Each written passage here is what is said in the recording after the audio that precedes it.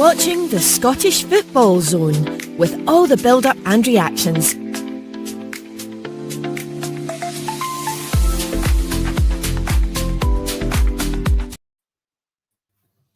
There we go. Merry Christmas, ho ho ho, and all that. There you go. I think I kept my beard, my beard, Robbie, instead of shaving, but never mind.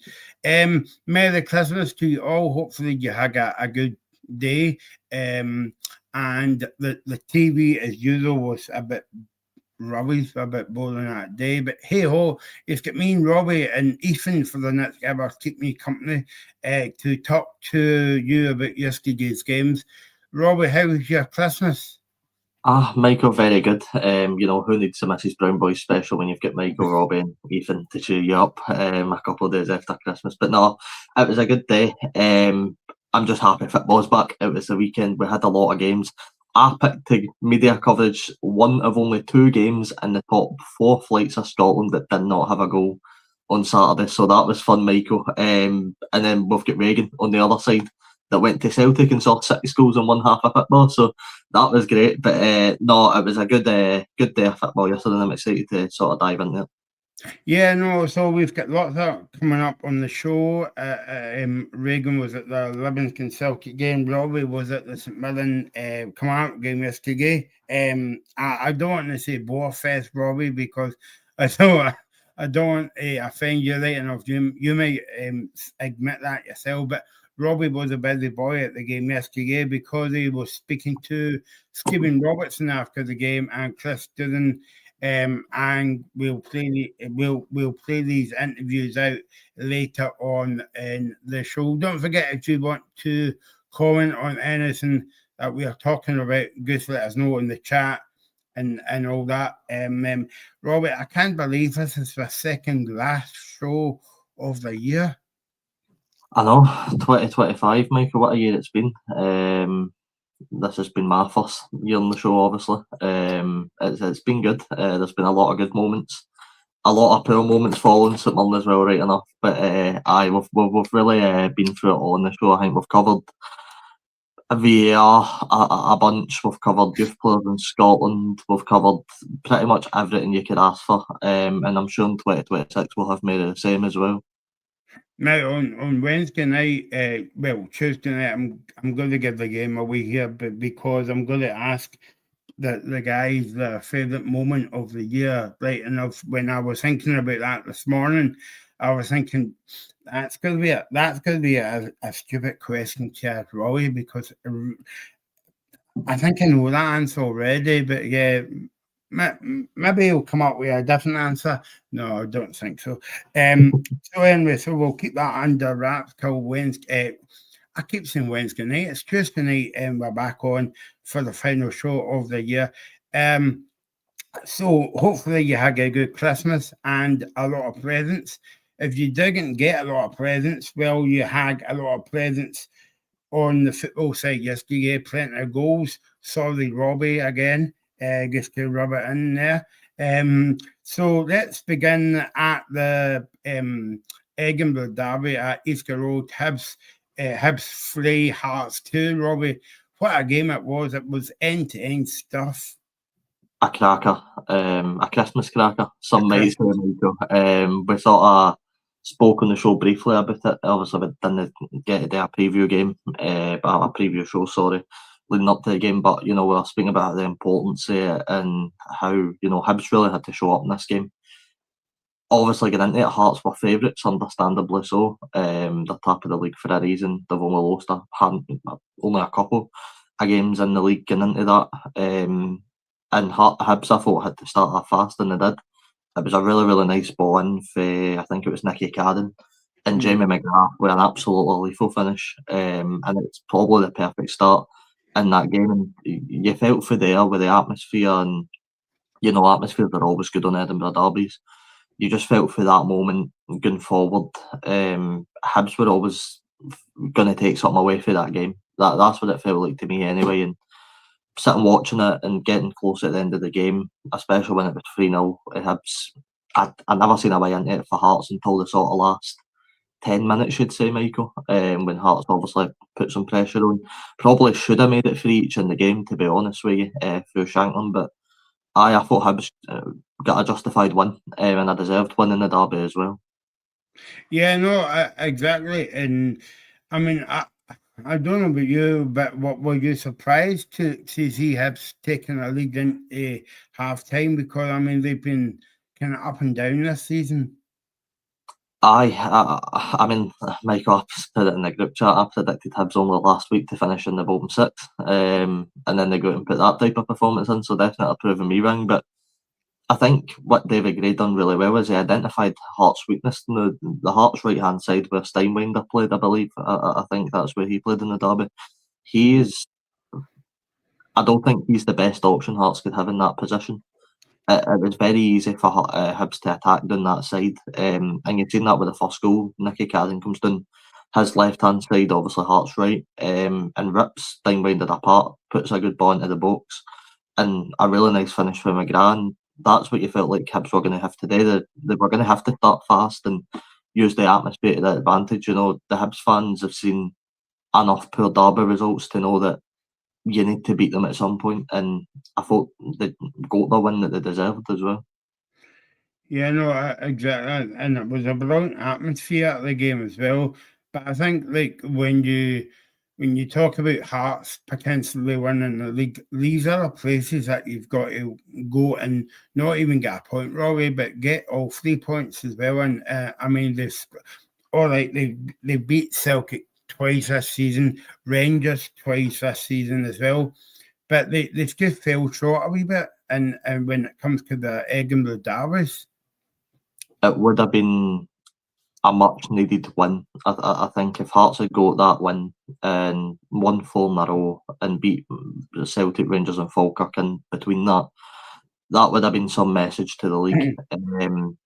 And don't get me wrong, there's no way, you know, that you get the usual after the game, Michael, or the bubbles burst and etc. and all this and that. That Hearts are still in comfortably in first right now. They're still in that race. They're still up there. And there's no doubt in my mind against Livingston at home next week they'll bounce back. I think they'll probably win that game, but it is such a dampener. I can imagine, you know, McInnes at 3-0 must have been absolutely fuming, but you did notice in that game, Michael, Hearts show why they're top. They show why they've got that fight because they didn't give up. The second 45, they reset, they went after Hibs, and you know they got 2 goals in the game. Probably should have got 3 at some point, albeit Hibs should have had 4 with Cleary late on in the game as well to make it 4-2.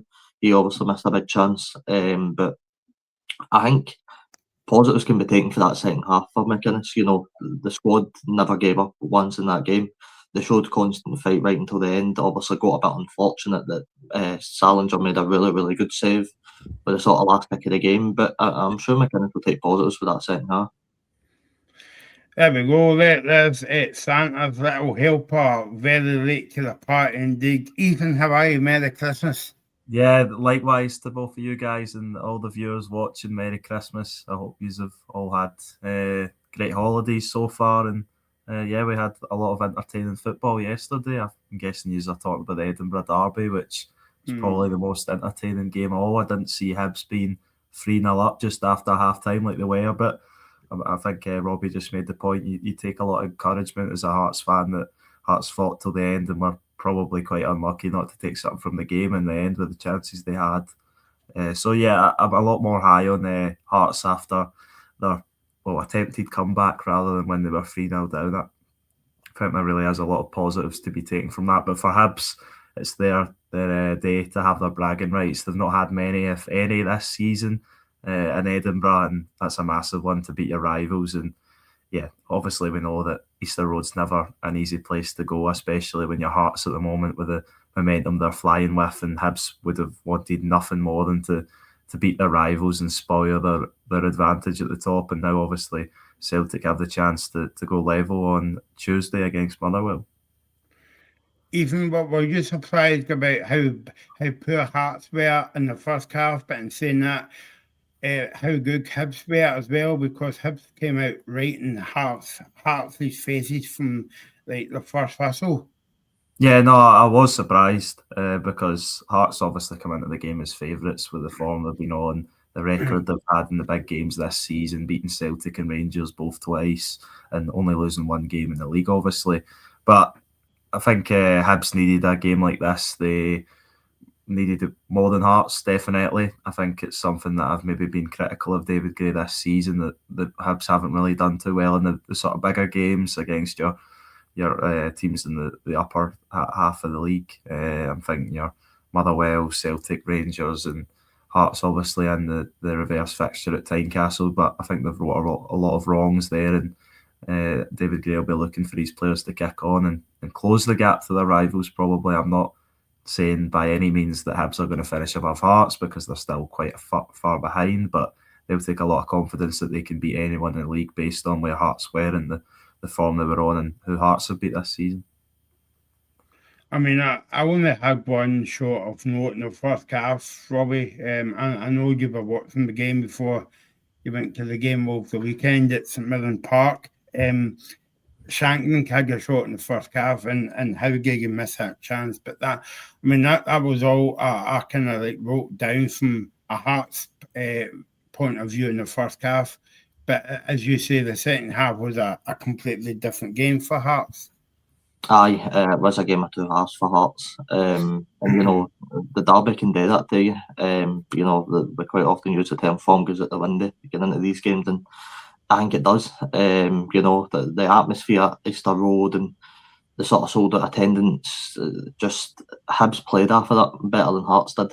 And Hibs took advantage of that in only a matter of minutes for the game starting. You've seen the scenes when McGrath put that into the back of the net, and some fans were on the pitch, and it just felt like after that it was going to be Hibs moments, and they really took advantage of that in the first half. Hearts didn't get up too much. You mentioned the Shankland miss. It was a bad one. Of course, he scored in the second half, but I just felt in that game, I don't think the attack done enough at Hearts, especially in the counter attack, because there was times in the game where Hibs were away at Hearts and Hearts had to soak up the pressure.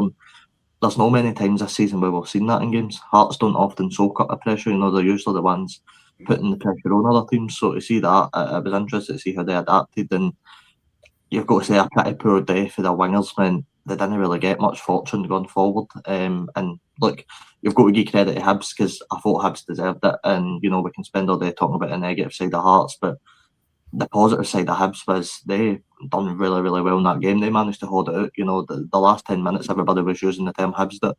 Everybody thought Hibs might have bottled it, and obviously when that Shankland chance comes, you expect them to score. Salinger makes a good save, but they held on, and that is, as Ethan said, such a vital win for David Gray. And they really can push on now, because I genuinely think if Hearts had scored that to make it 3 each, we'd be coming out of this game going, Hibs just don't have the mentality going forward anymore. That will be a big blow to them, but they've held on and got that justified win. I think as well, even like if Hearts got that equaliser as well, okay, they might you would just think Hearts came back well to get a point back. I mean, I think if you ask any Hibs fans after that game, and if it was 3 each, it might have felt more of like a defeat for Hibs rather than a point. Yeah, exactly that. I think it certainly would have done, because, as I said, Hibs were the one that needed to win. They were the one that were struggling to win in these sort of bigger games. And Hearts, no matter what team it is, usually in the Scottish Premiership, regardless of how the league winners are, they're going to lose games throughout the season, especially when you go up against your rivals. So arguably there's no one else in the league that will want to beat Hearts more than Hibs. And I think you've seen that with how Hibs started the game and how well they played for the first 46 minutes before maybe they took the foot off the gas and allowed Hearts to come back in. But yeah, I think there's still a lot of positives to take from Hearts. I think if they had went out with a whimper, a 3-0 defeat, or Hibs had kicked on and scored more, then it would have been really worrying, and the Hearts maybe heads would have went down. But I think the fact that they fought until the end and been unlucky not to get a point will be real positives. But positives for both teams, because I think Hibs would have bit your hand off for a victory in any derby, especially with how Hearts have been playing this season. But then again, Hearts easily could have took a point, and they showed that resilience and the character and mentality that Derek McInnes has installed since the start, and that's why they're top of the league at the moment and have been for almost all of the season. Robbie, I know it's a bit early to say, but do you think not Santa was at the game yesterday, but Stewie Clark looking at Kevin Bowie and obviously Shankland's okay, he missed, but he also scored a goal. But is a threat at the top end of the pitch.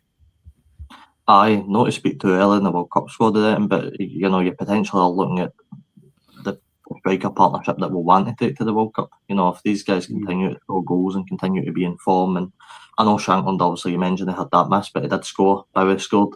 That's two strikers there that if they keep putting in the goals and they keep that sort of form up, then it'll be undoubtedly we will be taking both of them to the World Cup. But Michael, that's a long way away yet. That there's more players in that squad. I thought Grant Hanley had a good game.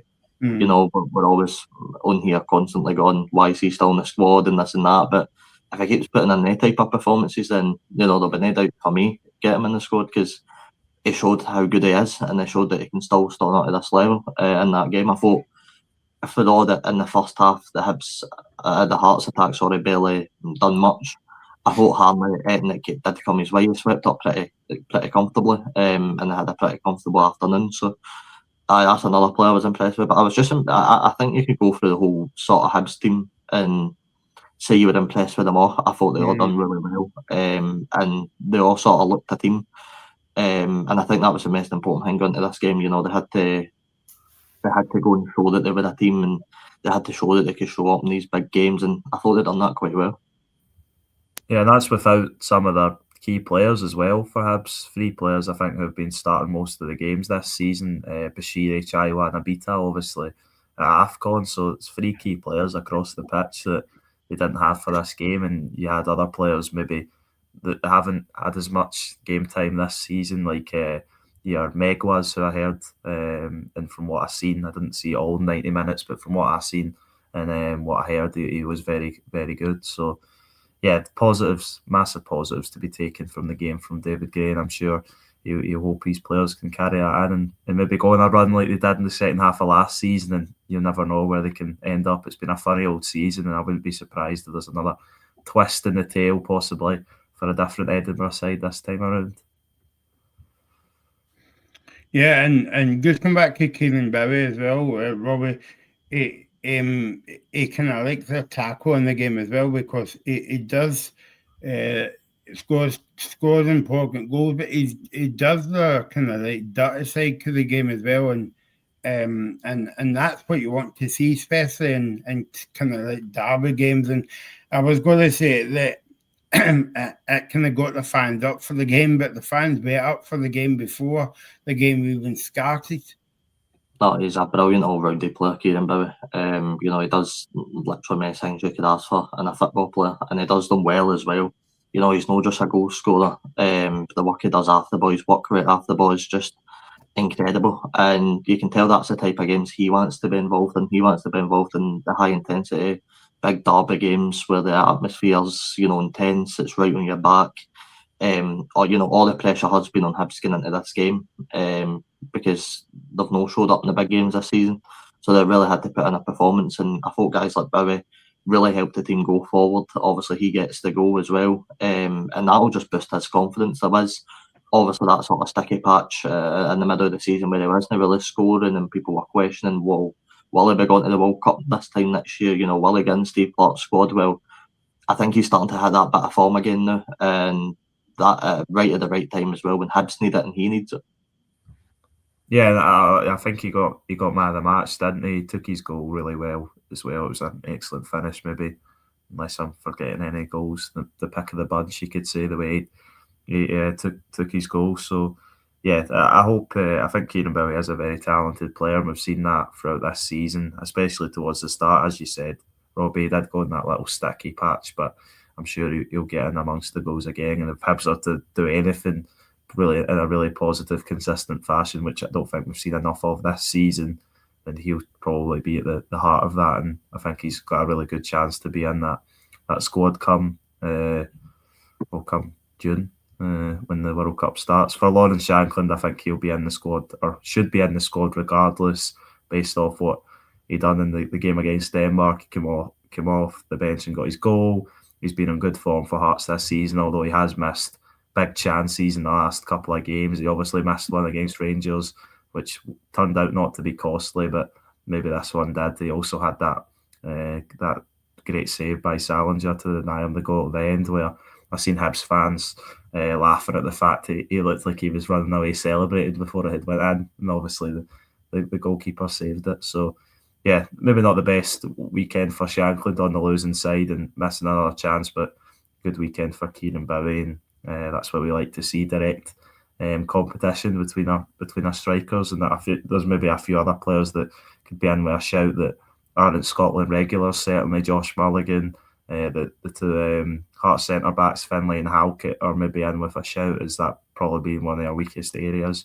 But yeah, there's a lot of players popping up now for Scotland, and it'll be going into Steve Clarke's thoughts, which is always a good thing when you've got players competing for places in that squad for what will be a massive tournament for us, and hopefully a very successful one. Ethan, I was just going to say it's always easier to pick up the team going into the Wednesday night game, Tuesday night's game. I don't know who's Hibs got. I think it's an away game on Wednesday night, but Aberdeen at home, Michael. Aberdeen at home. I'm sure David Gray wouldn't say a lot to the players after a derby win, but I think it's more harder to pick up the losing team, especially because they went to the biggest rivals and get beat 3-2 on the day. So what do you think Derek McInnes would say to his team? Yeah, I think he'll say he's obviously disappointed with how they started the game, because they give themselves little chance when you go 3-0 down in any game, especially in your rival's own backyard, and they've got the fans up. But I think he'll be encouraged with how they performed in the second half, how they didn't give up, how they saw there was maybe an opportunity, and as I've said, on another day they could have got points. So I think he'll be really happy with the second half performance for the most part. But then again, he will not be happy that his team have lost because it's not something they've been used to this season. And that'll be something he'll be saying to the players, that it's up to us to make sure that's not something we get used to, and they'll have the chance to bounce back. I think at the weekend, will it be against Livingston? So I think for McInnes it's a perfect Tuesday off. I think the last thing he would have wanted is having to try and pick the players back up after that defeat. And I think if you picked any team in the league and went they want a Tuesday off right now, it probably is Hearts after that. It's a chance to regroup. Derek McInnes to reinstill some probably new ideas. To try and get the mentality back up and try and get the players switched on, because I believe it's something like 6 games in 20 days that the Premiership teams have got now to play. So, it's going to be a really, really busy time for every single team. Yeah, and that's the advantage for Hearts, that unlike if you're looking at probably the direct competition for the league title, Celtic and Rangers, they've not got the luxury of not playing those games, because they're obviously in European football and in the latter stages of the League Cup and stuff like that, where as Hearts have been pretty much, since they obviously went out to Robbie St Mirren, they've been focusing strictly on league basis, and it's mean that they've had the chance to maybe have a few games off that some of the other teams in the league wouldn't, and I think that's probably been an advantage. It gives them a whole week to reset ahead of that Livingston game, which will obviously be massive favourites for. Watched Livingston yesterday against Celtic, and I didn't think they were too great at all. So yeah, I think you expect Hearts to get back to winning ways there and carry on, which what they have been doing for almost all of the season so far. So that was a game at Easter Road, Hibs 3, Hearts 2, and another brilliant game at Livingston was Celtic running at 4-2 winners. And am I right in saying, Ethan, that the 4 goals were scored just under 9 minutes in the game? It was a crazy start to the game.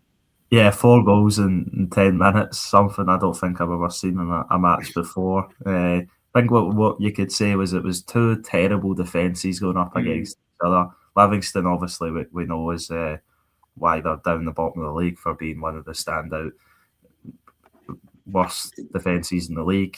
For Celtic, I think we've seen under Wilfred Nancy that although his teams create a lot of chances, and I didn't think they created maybe as many chances as they have in some of the other games, but the sort of data around the last 3 games, I know they obviously lost to Dundee United, but as we spoke on, they created a lot of chances, but they're very open at the back. When you have the back 3, which sometimes gets isolated, as you've seen for, I think, the first 2 goals that are the only 2 goals that Livingston scored through Montano, which were 2 really good finishes, I will say, for somebody who doesn't score often, and he was even on maybe tempted to go for a hat-trick in the second half, certainly when he had a chance, I think it was. So, yeah, but Celtic, when they got ahead, there was never really any panic. I don't think that they weren't going to win the match. It wasn't the best performance, but I think something that's maybe unfair criticism of Wilfred Nancy at the minute is that he's maybe not been afforded the same sort of, what could you say,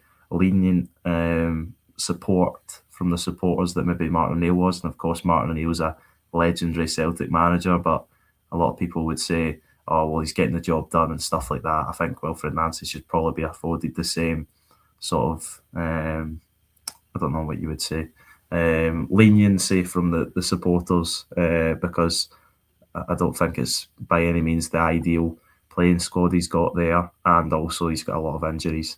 But he does need to start winning games on a consistent basis. He's won 2 now. He's got a very difficult game on Tuesday, heading to Fir Park before, obviously, the big one against Danny Rose Rangers.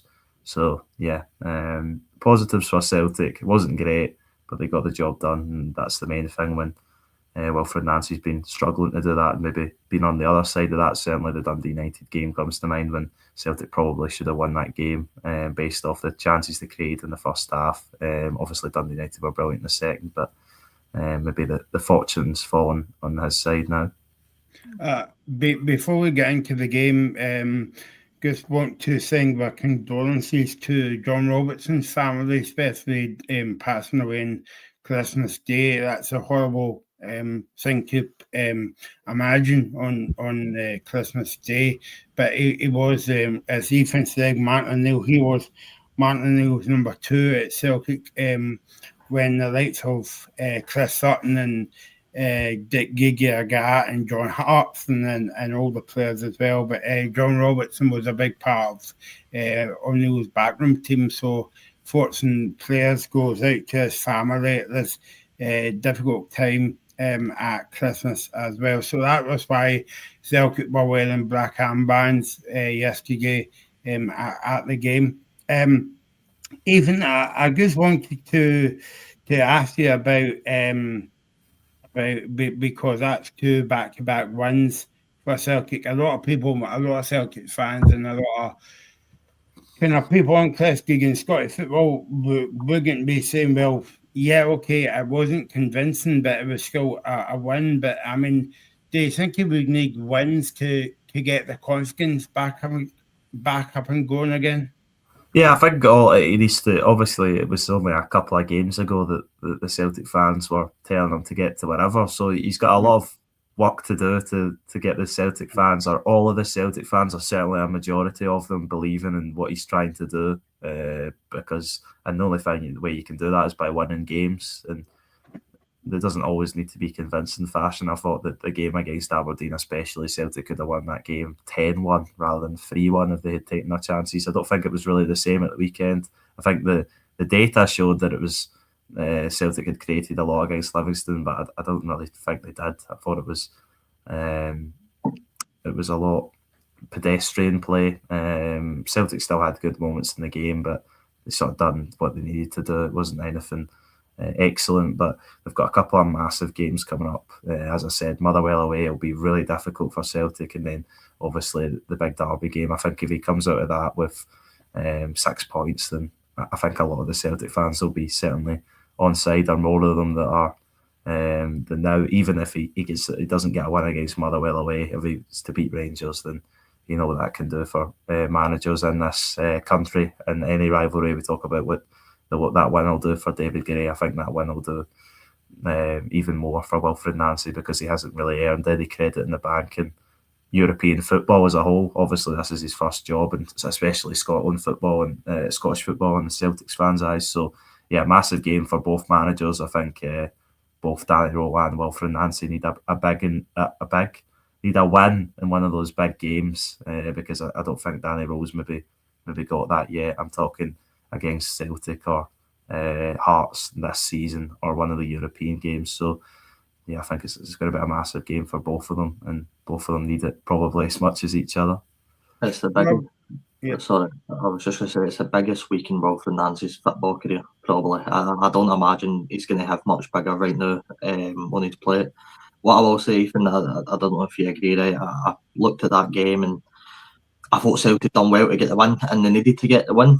And that did try to sound as undisrespectful to Livingston as possible, but if Celtic defended like that against any other team in this league, they will get ripped apart. They will. You cannot defend like that. If you're travelling away to Fir Park on Tuesday night and you defend like that, Livingston will only be that poor defensively. That Livingston were for at least 2 of the goals. I thought the one, I can't remember, I think it might have been Yang's goal, and the ball comes into the box for the left hand side, and it's just some really awful defending that leaves one of the players a tapping. I don't imagine there's going to be many other teams in this league that will defend that poorly. So I think with the Celtic point, you're right. It was great for Nancy. He had to get the win. But if you cannot keep defending like that, especially knowing the next 2 games, because albeit how bad Rangers have been this season at points, they will not play as bad as that against as Livingston did. And, you know, that's not me trying to take it away from Celtic. I'm just making the point, you know, Celtic can't afford to defend that poorly against Motherwell and Rangers or they will lose these games. Yeah, no, I completely agree with you. It's a good point to make, but I don't think Celtic will improve defensively. I think he's going to keep with the same style of play that has the 2 wing backs playing on a very sort of offensive fashion, and then the back 3. I think Kieran Tierney's probably played his best football since coming back to Celtic under Wilfred Nancy in that left centre back role, as we spoke about. He's been experienced there with the national team before. I think Austin Trusty's been okay in the central role. The one that probably is worrying a lot of the Celtic fans is Anthony Ralston. It's down his side that the 2 goals come. And yeah, I think Celtic needs something else there. I don't know who else. You've got Kobe Donovan there. Alistair Johnston's obviously the ideal candidate. He's played there before for, I think, under Wilfred Nancy at club level. He certainly played for Canada in the last World Cup, so he would be able to do that role as well. Yeah, but the thing is, what's weird is the two wide centre backs aren't really centre backs; they're more like full backs at times with how attacking it is. So I think we've seen against St Mirren in the League Cup final for Celtic, you put Liam Scales at left centre back, and he was pretty much playing at left wing. So that's the thing that you need to balance up. But yeah, I don't see Celtic's defence improving, and I think maybe Wilfred Nancy's mantra is just to outscore the opponents, and I suppose that is the fundamental aim of the game, to score more goals than your opponents. But obviously you want to be tighter at the back to give yourself the best chance. But no, I don't see Celtic keeping a clean sheet for Park or when Rangers come to Celtic Park. But based off how much chances they've created, I think they'll have a chance. But obviously that'll be something that they want to improve, certainly when they bring players in January. And I don't think you can go into European games like playing like that either, because there will be better teams than some of the teams in this league, certainly.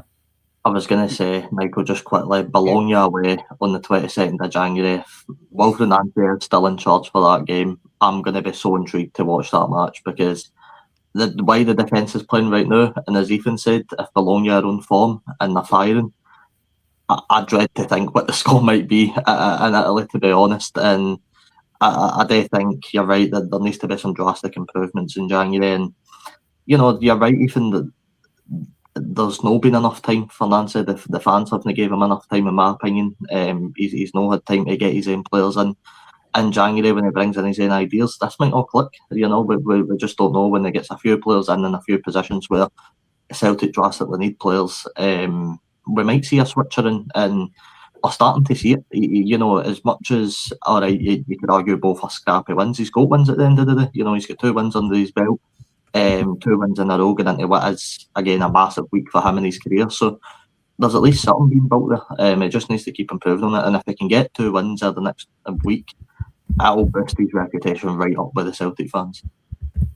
Yeah, definitely. Would completely agree. Whether you'll get those 2 wins, though, is certainly another question, because it's not really been falling for him recently, despite in the last few games, as I said, Celtic creating a lot of chances. They only come out, I think they probably scored as many goals, or maybe slightly more goals than they deserved against Livingston. But certainly against Aberdeen and Dundee United, they should have been a lot more comfortable in those games, where obviously they lost one of them. So yeah, they'll need to take the chances against Motherwell and Rangers, because I doubt they're going to afford as many. I think Motherwell are the best defence in the league, possibly. They're certainly right up the top at a couple goals either side, possibly. Rangers are obviously there as well. So yeah, they're not going to give up as many chances as Livingston, or even a 10-man Aberdeen, or even a Dundee United team. So it's going to be a step up for Wilfred Nancy, and he's going to need to adjust to that and hope his players can find the back of the net with the chances that come, like they did yesterday on Saturday. So yeah, massive couple of games. Could be make or break for Wilfred Nancy, I think, in a lot of the Celtic fans' eyes, although I don't think there's going to be any sackings or anything like that coming in the next few days or weeks. I know that Robbie was saying, Ethan, about it's a big week for Celtic, but you could argue the point that if you were at Celtic and Rangers, every game is a big game, not every week. But I know what Robbie was getting at there, because obviously after the Aberdeen game, you're like that, okay, yeah, and you're like that. If he beats Livingston, Motherwell, and he beats Rangers at home, is as you're saying, he's going to win over the fans. But I mean, if you take a step back, Robbie and Ethan, right, and you think that, okay, the game of football is defined by how many goals you score, not how many chances you take. But I mean, taking out isolation, if Celtic had a kind of, decent striking offense to Johnny Kenny, but like Celtic are creating chances, so it's not as if Celtic aren't creating anything. Because I mean, if you take the game, Hearts and maybe Robbie St Mirren and Dundee United, Celtic could have won these games out the park. Obviously, they didn't, but they still took their chances. Yeah, I would agree with that, and I think that's where we've maybe seen the improvement that on Saturday against Livingston. I think Celtic did take their chances. The chances they took were, apart from Benjamin Nygren's third goal, and then the penalty, which I thought was really harsh on Finlayson. The first 2 goals were Celtic couldn't really have made a mess of. They were chances that you've got to score, but they still did miss a few other ones that they could have taken. But that's the thing, no football team's ever going to score at every chance they create. It just doesn't happen. Maybe in one-off games sometimes that happens and a team snatches a win, but over the course of a season usually these things balance out, unless you are really underperforming the data you should be. I think Celtic are this season, certainly in the Scottish Premiership. They've scored a lot less goals than what their chances should be worth. But yeah, I think Johnny Kenny, he's a player that's really struggling at the moment. He missed a lot of chances against Dundee United, a lot of chances against Aberdeen. He wasn't even really in the game against Livingston to get any chances, which is pretty concerning, and you wonder whether Wilfred Nancy's going to switch that up and maybe move Daizen Maeda up front, something we've not seen him use yet. But you could do that, and then maybe Miller, another midfielder, to step in behind him. I think that would be what you would have to do, because I wouldn't be confident in Johnny Kenny going into those 2 massive games. Although then again, he scored against Rangers in the League Cup semi before, but he was a completely different player then. I don't know what magic Martin O'Neill was working to get those sort of performances out of him, but he looks a completely different player, just short of his confidence at the minute, and I think he maybe needs a little bit of a period on the sidelines or on the bench instead of starting and take a bit of the pressure off him. Even just Sorry, Michael, I was just going to ask quickly, and I know you're short on time, but what did you make of the handball? Was it a handball for you, or do you think it was Nah, I don't think it was really. When I seen it, I was like, really? Would we given that as a handball? But I thought we had sort of the referees had sort of maybe, what was it, given less handballs. There was that little period where there was a lot of handballs and they weren't giving them. I didn't think that needed really to be given. It's not one that I thought, oh, that's a handball. People were saying it was similar to the Liam Scales one at Easter Road. I didn't think that one was a penalty, but I thought this was even less of a penalty than that. I thought it was really harsh on Finlayson, especially at the time in the game. Livingston only being down 1 goal, it kind of probably killed the game. Arne Engels does well to put away the penalty, but yeah, I think it was a really harsh one on Livingston. But I can see why they've given it, but then again, it's one of those ones I just don't really want to be given as a penalty. Even though in the scenario it was obviously for Celtic.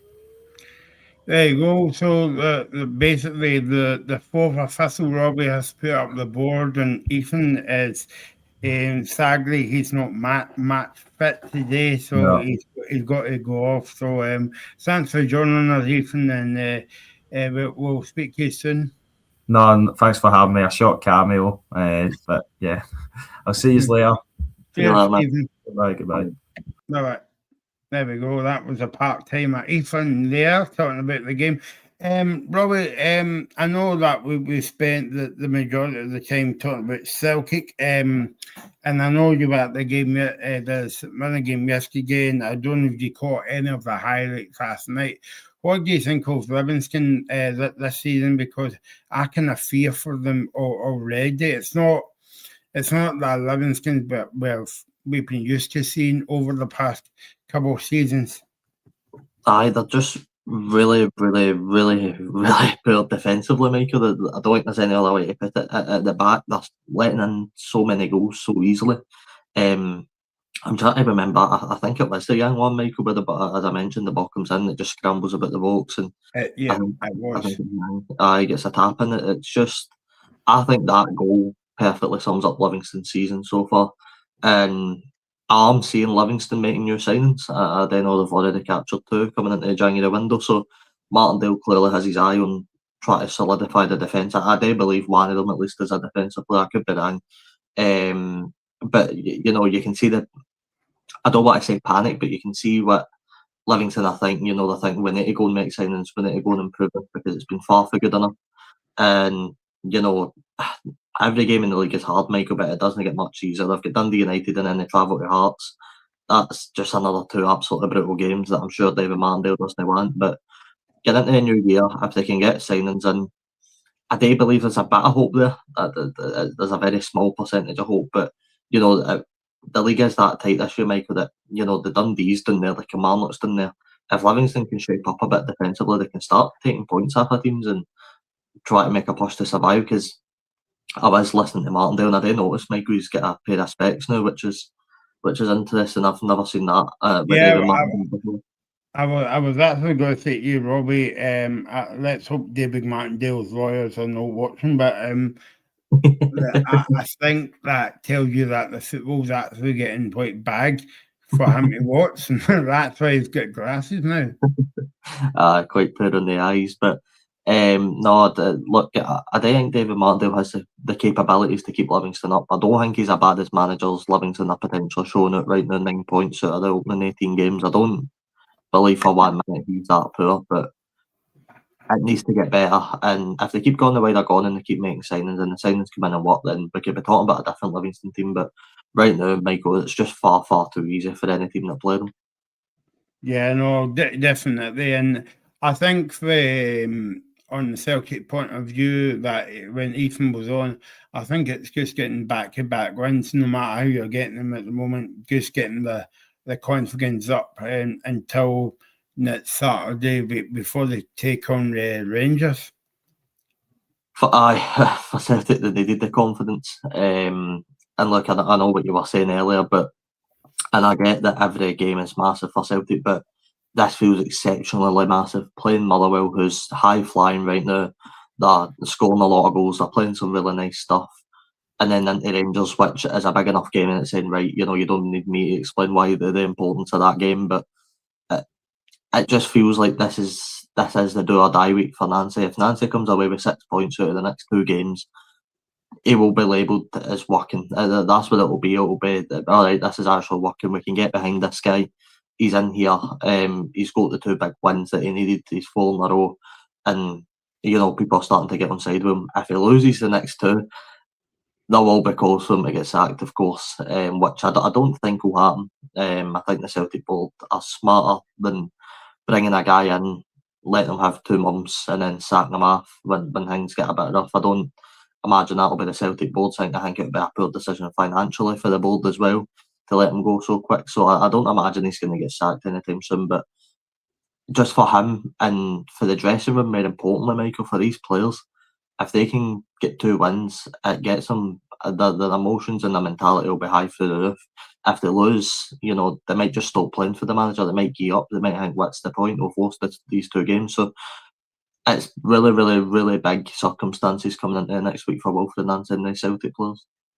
Yep, and of course we'll be on Tuesday night for the game, or as well could look back in the full card of the Premiership. Don't forget you can subscribe to the channel, the Scottish Football Zone YouTube channel. Hit that wee subscribe button, and every time we go live, will watch us, and we're on TikTok as well, because you can see interviews that we've done in the past. Robbie's gig interviews with Stephen Robertson, our manager of the year, and Chris Doolan, the come out into the manager. Reagan has been busy doing Matt Wilson, Packet Thistle the last couple of weeks. So get on to TikTok. It is the Scottish Football Zone, and you can also listen to us as well as a podcast. You can do that by going to Spotify and just searching for the Scottish Football Zone. So that was Livingston 2, Celtic 4 yesterday in the game. Let's go across to the most exciting game of the weekend then, at St Mirren Park, where it finished St Mirren 0, come out now. Before we hear from both managers from yesterday's game, Robbie, I'm sure this won't take long, but what did you think of the game? Aye, Michael, the way I'd sum it up is we could still be playing the new, and I don't think either team's putting the ball in the net, to be honest with you. That's the type of game it was. I was excited getting into the stadium. I thought, you know, in terms of us anyway, you know, 4 games without a loss, we've scored in every one. In the last 4, I was thinking, all right, we're facing Kilmarnock, who, you know, I was showing a bit of respect, Michael, and I never thought for 1 second that it would be an easy run over for Kilmarnock. I know Doolan had some good fortunes at Partick Thistle. I know he's a pretty good coach. He puts across some good ideas. They were narrowly defeated by Falkirk the sort of week before, so I knew it was going to be a more difficult game than, you know, I think Kilmarnock were playing into right now. And Michael, I think that's the one thing I took away for the game. That doesn't look like a Kilmarnock team that are 11 games or 12 games now without a win. They look a lot more comfortable than that. They look a lot more solid. If you told me it was Livingston in that situation, and I think Livingston are actually a bit longer than that, to be honest, or if you told me Dundee were in that scenario where they were 11 games without a win, I'd believe you. I would, but no, Kilmarnock, it just felt really strange that they're on such a poor run of form. But the game went about as 0-0 as you'd expect, especially in the first half.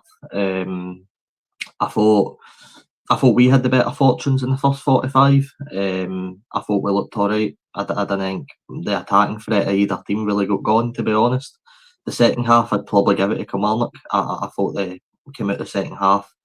They were hitting on the counter-attack very, very well. I thought Greg Kiltie and John Jules either side, Bruce Anderson, were causing quite a few problems to the back line at times, albeit there was no really clear-cut chances. The only really highlight was Toby Oluwayemi, I think his name is, making a really good save in the second half to deny Dan Lundulu. And bar that, Michael, there wasn't too much to report on. After the game, I felt like a 0-0 was the fairest result, I think, for both teams. And obviously, I know St Mirren had to Ibrox on Tuesday. Kelly have a really big game away at Dens Park, and that's a good point for Kilmarnock. I thought, coming along with Paisley is never easy for any team, and they keep the front two quiet at St Mirren and really nullify what we were trying to do. I thought it was impressive for Kilmarnock, and there was a few players that I picked out in the squad for Kilmarnock that I was really impressed with after the game, Michael, and I sort of went away saying they've got a decent squad in the making. Robbie, you did well to build it up in terms of a good maybe game as well. I thought your match report would maybe take 2 seconds there, but and gave up maybe about a minute and a half. So well done to Robbie there. So after the game, Robbie spoke to the both managers. Let's hear from his hero first. He spoke to Stephen Robertson about the game yesterday, about the 0-0 draw in Paisley. Stephen, you mentioned about the squad and people coming off the bench to make changes. You brought on Evan Fraser late in the game. Is it fair to say over the sort of busy next sort of period you'll be expecting him to get a lot more minutes than you? If they earn it, yeah. If they train well, they make an impact when they do come on. We have to get away from this young player should play. You play if you deserve to play. It's you have to be better than the players that are there. Both boys have shown that in training so far, and they'll get their chances if they continue to do that.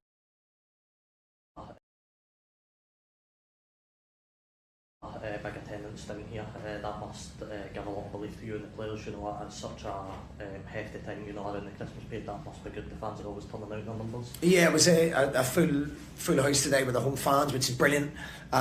It's difficult to grow our fan base with where we're based, but the group of players deserve that. They deserve this stadium to be full every week with the energy levels and quality that they put in. And the fans are buying into that. So it's been a very good 2025. It's been a great year for the football club, and now we have to try and do the same again in 2026.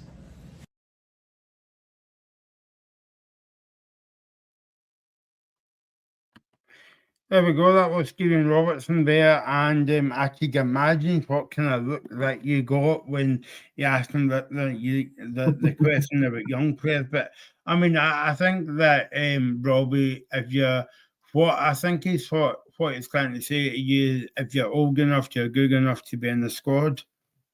Aye, it was a question that wasn't, I wasn't trying to ask it for the sake of, we should be bringing on youth players every week. It was more the bench for St Mirren, Michael, recently has been pretty flat. There's not been many players coming on and making an impact. So to see him bring on Evan and Fraser in the game sort of gave me an indication that, all right, maybe they're impressing in training, because the one thing Robinson said the last few weeks is the players aren't really impressing on the bench and they're not really coming on and making an impact and taking their chances. So I thought I'd ask him, he bring them on. And the answer that he gave was fair enough. Michael, I know that probably broke your heart listening to that, but I think he is right. I think, players will play if they're training well, and they will get chances if they're training enough, no matter what age they are. So I thought it was a very fair answer to the question. It was a funny look that he gave, but I enjoyed it all round. I thought the point in the attendance as well, it was such a hefty year, and the fans were still backing out their numbers, especially Kilmarnock as well. And we'll hear Dylan talking about that in a minute, but another basically sold out game, 7,500 at the Smizer, only a couple of days after Christmas, is an amazing tournament. Yeah, no, exactly. And I think about St Mirren Park, Robbie, as well as that. I know you go in every week, but it's a good atmosphere as well. It is. A very good atmosphere, and Kelly brought the atmosphere yesterday. I really enjoyed the away section. They sold out their allocation. They were loud all game. It made it really feel like a good game of football. Obviously on the park that wasn't the case. It was quite the opposite, but at least the entertainment was there in terms of both sets of fans, and they really showed up in the numbers, which always makes it nice. Again, it's a couple of days after Christmas. The fans don't need to travel down. It's one of these things where Kilmarnock are living without a win. Getting into this game, did they really want to travel down 2 days after Christmas to go and watch their team in Paisley? That's the way some fans would think about it, but every Kilmarnock fan showed it in the numbers, and absolute credit to them. There we go. But before we hear from Chris Dillon yesterday on the game, were you kind of impressed by Kilmarnock? I was actually, Michael. As I said to you before, that's not a team for me that should be gone 12 games without a win. That they are so much better than that. They've got a squad that, in my opinion, is so much better than that.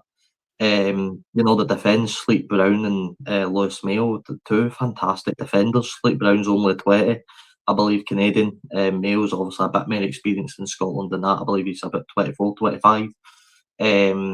That's two really good defenders, in my opinion. They've got players going forward. Bruce Anderson, we know how good he is here.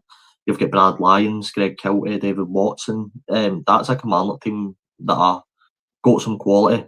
And I think the one thing that we're maybe missing under Kettlewell, Michael, is that belief, that mentality. That I don't know what the right word would be. I think belief is the right word. That belief to go and drive yourself forward. That belief that you can win games, and I think that's what Chris Doolan's installing into the team. I think he is installing that belief. He's giving the youth players a chances. Like Sleep Brown, again, he is only 20 years old, but he's trusting them in this type of game to go make an impact, and I thought he did in the game. I thought he looked pretty solid at the back, to be honest. And I think, Michael, we'll sort of speak about Kilmarnock's situation, I'm sure, after the interview, but if you're Kilmarnock, why not give Chris Doolan the job full time and let him go and take the reins? I don't think that'd be a pretty bad decision, to be honest. Yeah, I don't know about you, but I was happy to see him back in football, but I was unhappy that he get the sack by Patrick Thistle, because I thought he was getting a kind of okay job there. I thought he was getting on quite well at Thistle as well. And I think a lot of Thistle fans would probably say the same. I think they'd probably say he was doing a decent job. I think it maybe got to a point at Thistle where his time was up. Maybe it was a much needed reset, but I didn't think getting the sack was fair, to be honest. It's nice to see him back in management. And honestly, Michael, I said this to you and Reagan yesterday. I've not spoke to many managers since I've been doing this media thing, but he's got to be the nicest. He's such a gentleman, and he had all the time in the world. I told you guys that the press conferences with everybody else went on for about 4 minutes each. Doolan's went on for 8, double the time, and that just shows what a guy he is. He'll sit and talk, he'll let everybody ask a question. It's such a pleasure to be able to talk to. There you go. So let's hear from the man in question then. Robbie spoke to Chris Doolan after the game, after the 0-0 draw against Millen and Paisley. You mentioned about the defence, and St Mirren have been a great run of form coming in this game. You must have been really pleased that you sort of kept the front four St Mirren really quiet. Yeah, of course, and it's really, really difficult to do that. They can find so many different ways to your goal, because of the physicality, because of the legs, the power, the patterns of play. They can find a lot of ways to your goal, so we had to be organised. And we worked on that all week. I thought young Ethan Brown coming in, I thought he was exceptional. And I seen that the minute I came into the club, that there's a hunger and a desire, and I know what it's like to be a young player and just want a chance. And you just need a chance to then, your career can go anywhere. So delighted for Ethan, because I think he's taken that chance and showed everybody that he's here to stay. And for me, the club's lucky to have somebody like that. But it shows that Kilmarnock bring through their own players. He's came over from America, but he's come into the academy. He's come out of the academy and now he's playing the Premier League. So, testament to him and his character, but also I think there's a bit of a star in there as well. There you go. That was Chris Doolan yesterday talking after the 0-0 draw in Paisley, Robbie. Aye, and I think he's right, Michael. We get two very different answers there. We get Robinson, the one hand, saying, players will play if they train well, and they'll get their chances if they train well. Then you've got Doolan saying, I want to give these boys a chance. These boys can take these chances and their careers can go anywhere, and he's right. If these players play up to it, and I thought the player in question, Ethan Brown, I thought he was excellent. Another one of the defenders, I think he was the right back for the game, stood out, and I thought it was really good. And I think you can say that about a lot of the players as well in the game. And I think Kilmarnock, as I said to you, Michael, that's not a team for me that should be 12 games without a win. They travel to Dens Park, and I've got every belief that if they played at that and they played the way defensively anyway they played against us, I think they've got a good chance to go and beat Dundee. And if they do beat Dundee, why don't give the job to Chris full time? You know, he's clearly getting the respect after the players. The players clearly want to work with him. You know, I think Lewis Mayo was saying that after the game, that, you know, they're really enjoying working with the manager. So I think I don't see why not. You just give him the job full time and see what he can do. You mentioned Lewis Mayo. You are also a busy guy yesterday. You caught away him after the game. This is what you had. Fans making their way down. You know, another basically sold out attendance from them. That must have been good, knowing, you know, the club's been on a bit of a sticky patch as of recent, but still showing up in a full support. That must have been a really big boost. Yeah, I think it's my 4th year here, and every year St Mirren away, that end's packed, and frustrating that we couldn't give them something to celebrate at the end. But I think the fans saw the amount of effort the boys put in today and how much it cared to the players, and we can absolutely see how much they want to support their team. And I think if we can do more with it today, then we're going to have that win feeling again soon. There you go. That was Lewis Mayo about the game yesterday. By the way, if you've missed any of the interviews, you can watch the show back, or else just head on to TikTok, and you can listen and watch all the interviews there. And I don't know about you, Robbie, but try not to say TikTok too quickly, because I get a bit tongue-tied when I say that, and it sounds like something completely different, not a football show, but believe to me as well. You also interviewed one more player, Gogic of St Mirren, Robbie. Yeah, and if you tune into the show on Tuesday, we'll be able to show that interview. Unfortunately, due to rules and stuff like that, we're obviously not allowed to show it on the show today. But from tomorrow, there'll probably be a clip going on TikTok. So the Art of Scottish Football Zone on TikTok is where you can find all the interviews that I've done, all the interviews Reagan's done. And Reagan's done some fantastic ones, by the way, with multiple different people for Thistle and Raith Rovers and stuff. So make sure you go and check all them out as well. But if you tune into the show on Tuesday, I don't know if we're going live before the games, Michael, but if we are, or even just after, we'll be able to show the interviews for Alex Gogic then. Yep, so check us out on Tuesday night, and check us out everywhere all over the world. Robbie, YouTube, TikTok, Spotify, you name it. We've got it. The t-shirts are getting made, and they'll be out for sale soon. The Scottish Football Zone, me and Robbie's faces on it, and I might put people off buying it, but you know, it's so there you go. Robbie, we did well to talk about that game. Well, most of it was taken up by interviews, right enough, St Mirren and Kilmarnock, but there wasn't a lot to talk about on the park, but some good material there from the guys at St Mirren and Kilmarnock. So go along to TikTok and you can see the interviews and hear the interviews as well. No, St Mirren and Kilmarnock. I don't know if you can see this, Robbie, but I put down on my notes, I only put down 2 words to sum up that game, and a poor game. That's what I put. I think you've probably hit the nail on the head there, Michael. I know the highlights never showed much, and I think that was fair. But look, I enjoyed the full day. It was nice to go along. Nice to speak to some other media people as well. You know, we were all sort of sitting there watching the last 20 minutes of the Edinburgh Derby before obviously going out to watch the game.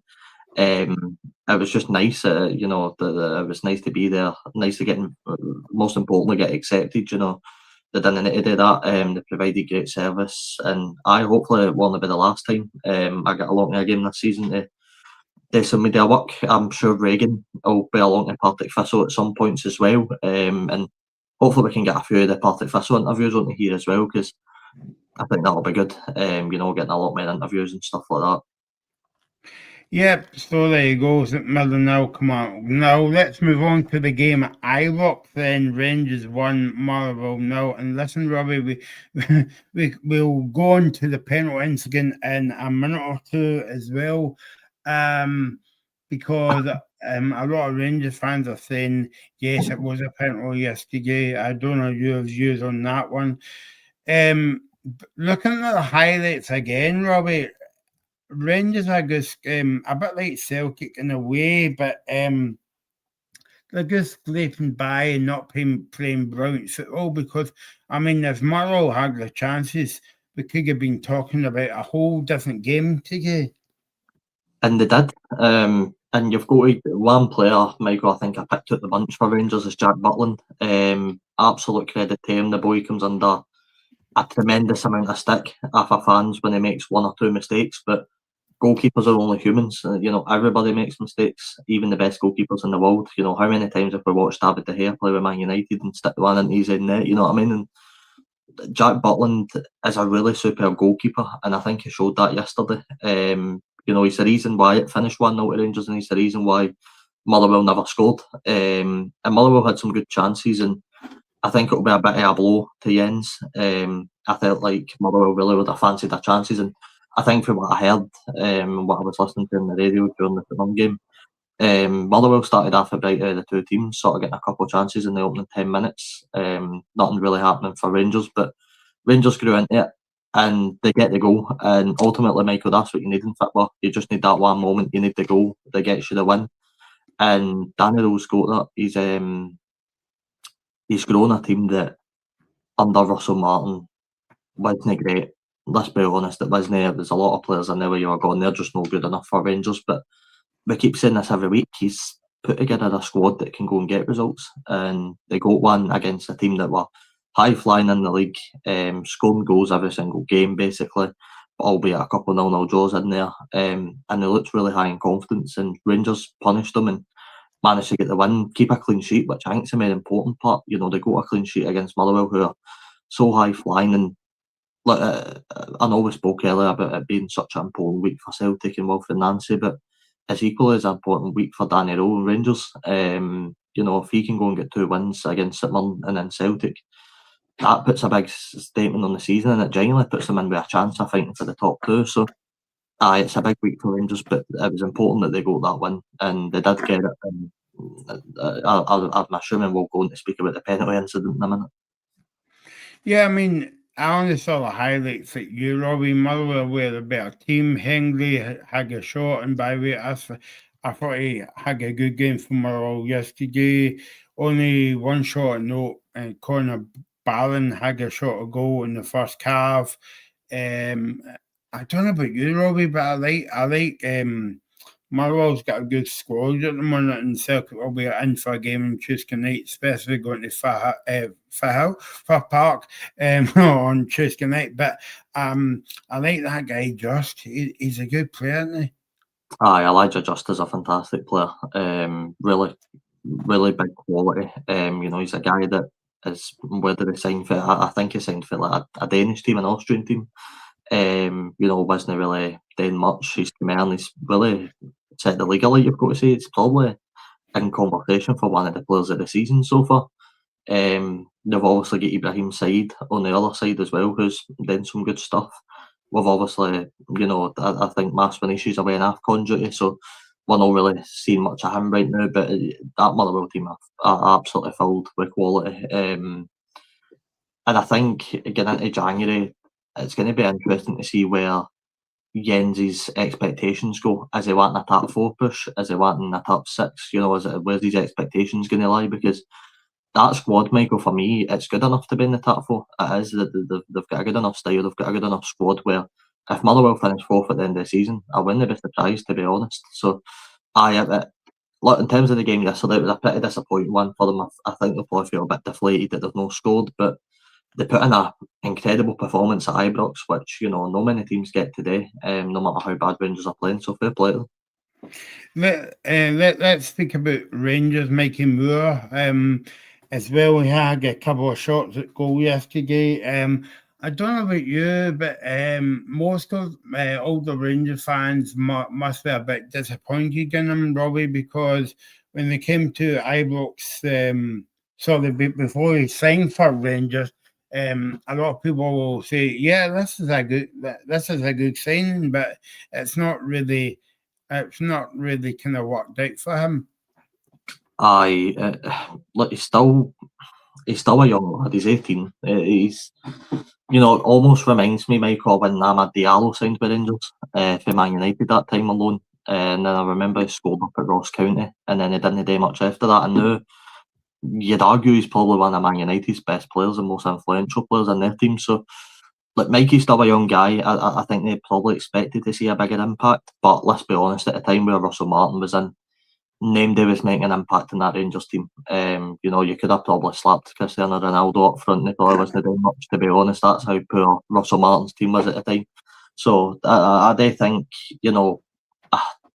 I don't know. I don't see the loan working out, to be honest. I see him going back to Tottenham and he'd probably get a few more games, maybe a goal assist here and there, but I don't see him setting the world alight, unfortunately. And that's fine, by the way. That's not to say his career's done at 18. He'll go back to Tottenham, and I'm sure with the right training, the right development, I'm sure he could still be a good player. But unfortunately for Rangers, it's just not worked out. And there's just so many players, how is Chamiti starting again, Michael? At what point, if you go to question what the other two strikers are doing, Danilo and Miovski, who obviously go on the pitch, at what point do we go, how are these guys not starting? How is he fancying Chamiti? Are these guys every week?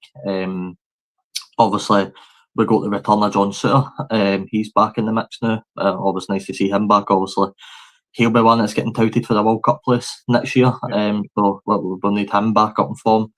And obviously Finlay Curtis go on the pitch again. So there's a few different players. But you're right about Mikey Moore. It was another pretty flat performance. And I personally don't see the loan working out. But it's not necessarily a bad thing, Michael. He is only 18.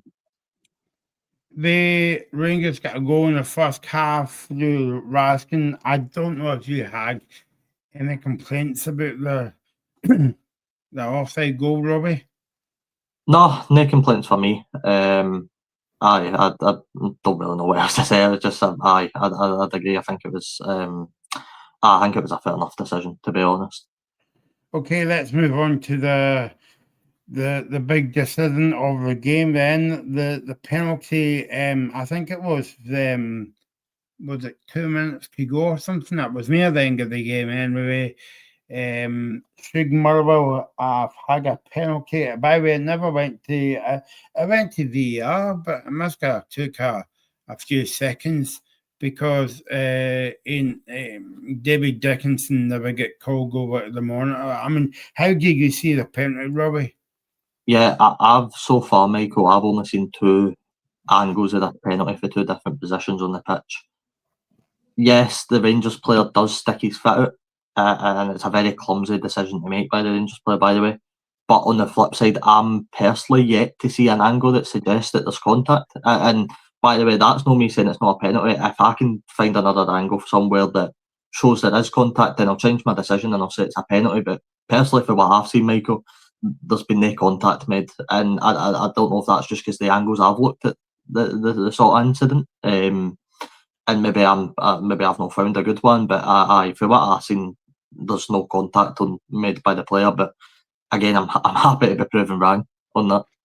I think if you've only saw one camera angle, and I'm trying to remember the highlights last night, but from the main stand, like where the cameras are, you could maybe argue the point that it was hard to see, but in terms of like the camera behind the goal, it was like a clear enough penalty, because I don't know who it was from Rangers, but he stuck his leg out, and the rest gets history, as they say, and stuff like that. So, but there you go. If you.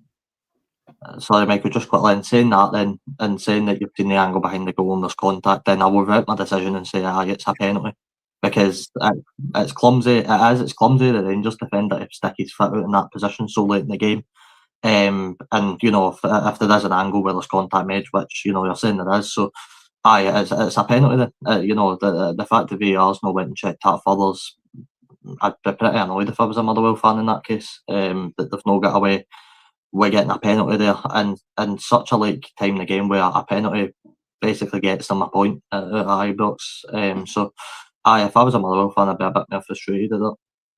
I think I don't know, Regan, put in the group chat last night, but the angle that I was talking about behind the goal, he put a still up of the picture. I don't know if he sent it to our group chat, Robbie, but I'll check after the show and I'll send you it as well.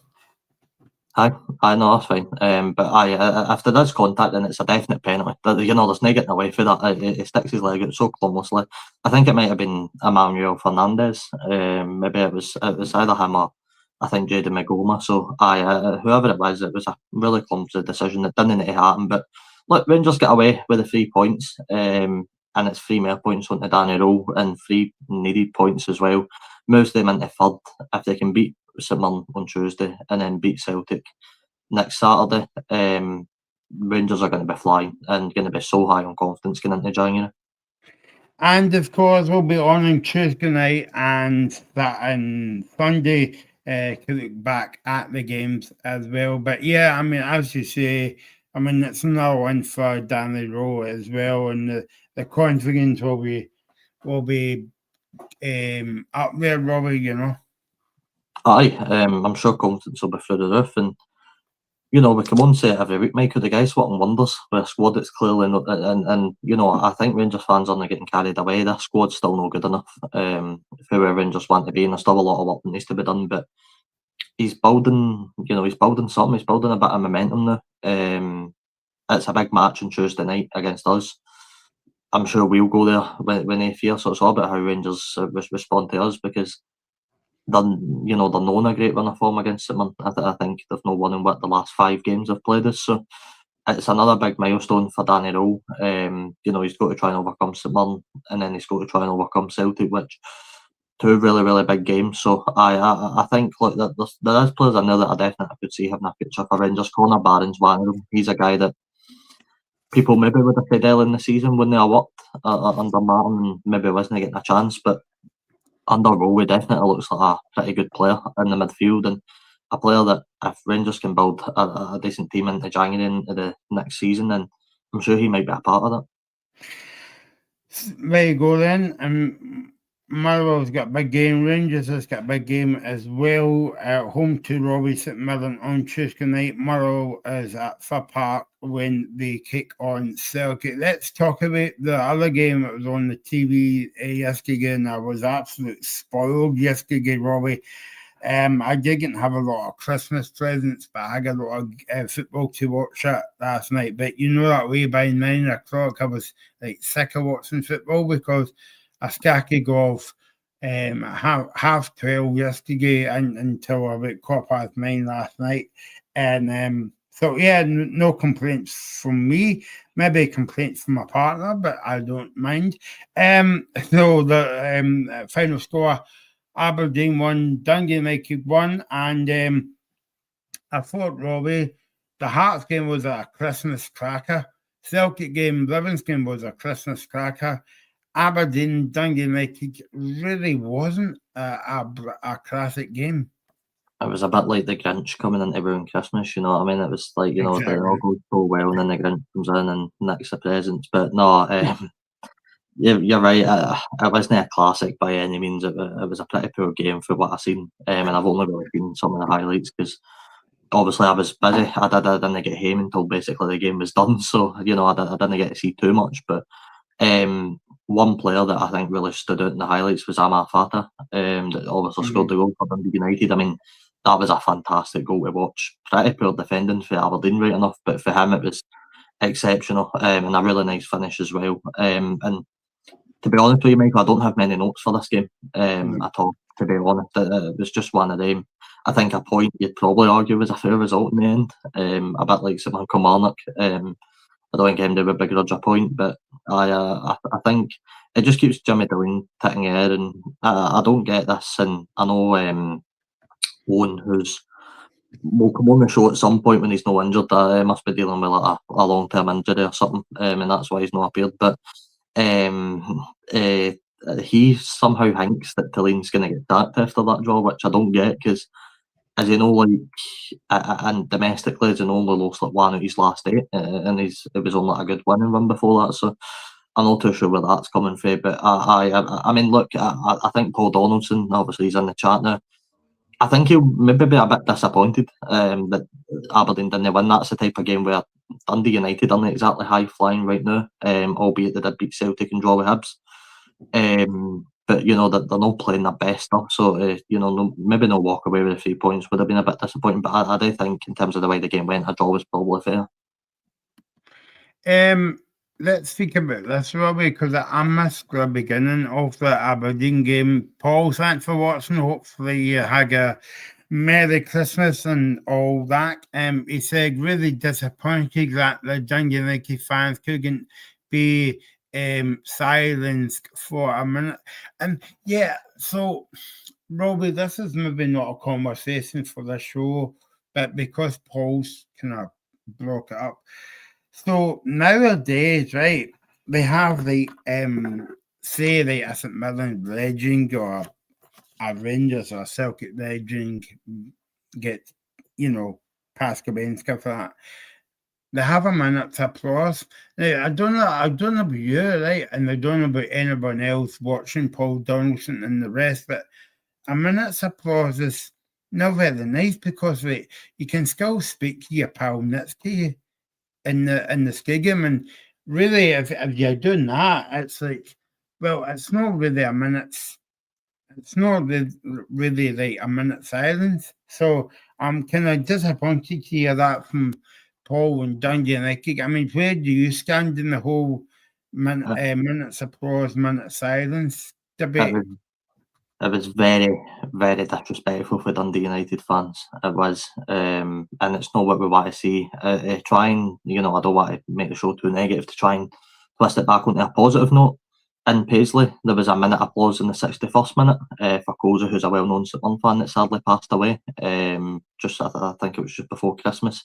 And, you know, give complete respect to St Mirren and Kilmarnock fans. Both stood up in the 61st minute, both applauded for the support of Sadler Los's life, and that, Michael, that's a great bit of respect for Kilmarnock fans and St Mirren fans. And I did come away for the game, sort of look at my phone and see that Dundee United fans were being disrespectful. It did ruin the game a bit for me, and it was disrespectful for Dundee United fans, and it's not something we want to see in the game continue to happen. So hopefully nothing like that happens again in the future. On the park as well, obviously I'm disappointed to hear that Paul Donaldson, no matter what fans it is, if it's Aberdeen fans, St Mirren fans, Dundee United fans, Celtic fans, you know, if you can be quiet for a minute, don't come into the stadium. That's the bottom line of it. It's only 60 seconds. But anyway, on the park, Aberdeen did play some nice. I only saw the second half about the Robbie, but Aberdeen played some nice stuff. But again, when Aberdeen got that, got the equaliser, I thought they kind of fell out the game for large parts of that second half. For what the highlights showed, to be honest with you, Michael, I'm not equipped to really comment too much. The highlights really don't show much, bar chances. But you're right. I mean, I think at the end of the day, as Paul Donaldson said there, I think a draw was probably a fair result. You know, it's definitely a point Goodwin will take. And you know, he's got a tough match. He's away at Livingston next. I know Livingston aren't exactly on form now, but you know, Dundee United aren't on form either. So I'll be interested to see how that one sort of goes. Aberdeen, I think, Hibs away on Tuesday night, which will, you know, be another tough game. And then I think they play Falkirk away in the weekend. So it's a big, you know, that Michael, I know we've obviously spoken about Celtic and Rangers and how big it is for them, but for every other team really, bar Hearts, who have obviously the week off, it's a pretty big next couple of games for most teams in the league. It'll sort of set the standards going into January where each team's maybe going to be. You know, will you know, if Kilmarnock go away to Dundee on Tuesday night and win, are we then talking about them maybe pushing up the league a bit? You know, if Livingston can get a win, are we talking about maybe Dundee or Kilmarnock dropping down into the relegation spots? You know, at the top end of the picture if Aberdeen win, are we talking about them maybe moving into a top 4, top 5 sort of situation? There's so much on the next couple of games where I think there's no many weekends that are season defining, but it definitely feels like this next sort of 7 days is season defining for a lot of clubs. I know that. I think you and Ethan said that early on as well. Is that one of the advantages of not having a winter break? Because it's I don't know about you, Robbie, right? But I mean, the winter break kind of like got in the way, but it makes it more exciting where there's more games every 3 or 4 days now. Aye, well, look, it's a lot harder on the players. As I mentioned, I can only speak for someone, and I think most other teams are the same. But we play 6 games in 20 days. That is a lot for players to handle. And I get that, and it comes back to that old debate. Oh, they're paid to do that and whatever, and I get that. But it's still a lot for a human to take. That's a lot of football minutes inside that 20 days, and most players you'd imagine are going to play 90 minutes. I know there's a lot of players in our team that will play 90 minutes. So I think I think it'll be tough on the players. But look, for the fans, we're no disappointed. We love watching football, so we're buzzing for the next 20 days because we're going to be watching our teams all the time. And it will be such an interesting next 20 days, and I'm excited to see how it sort of turns out. Yeah, no, definitely. I mean, were you a bit kind of disappointed about how Aberdeen were a bit poor when they got to go back and Daniel Nike came into the game?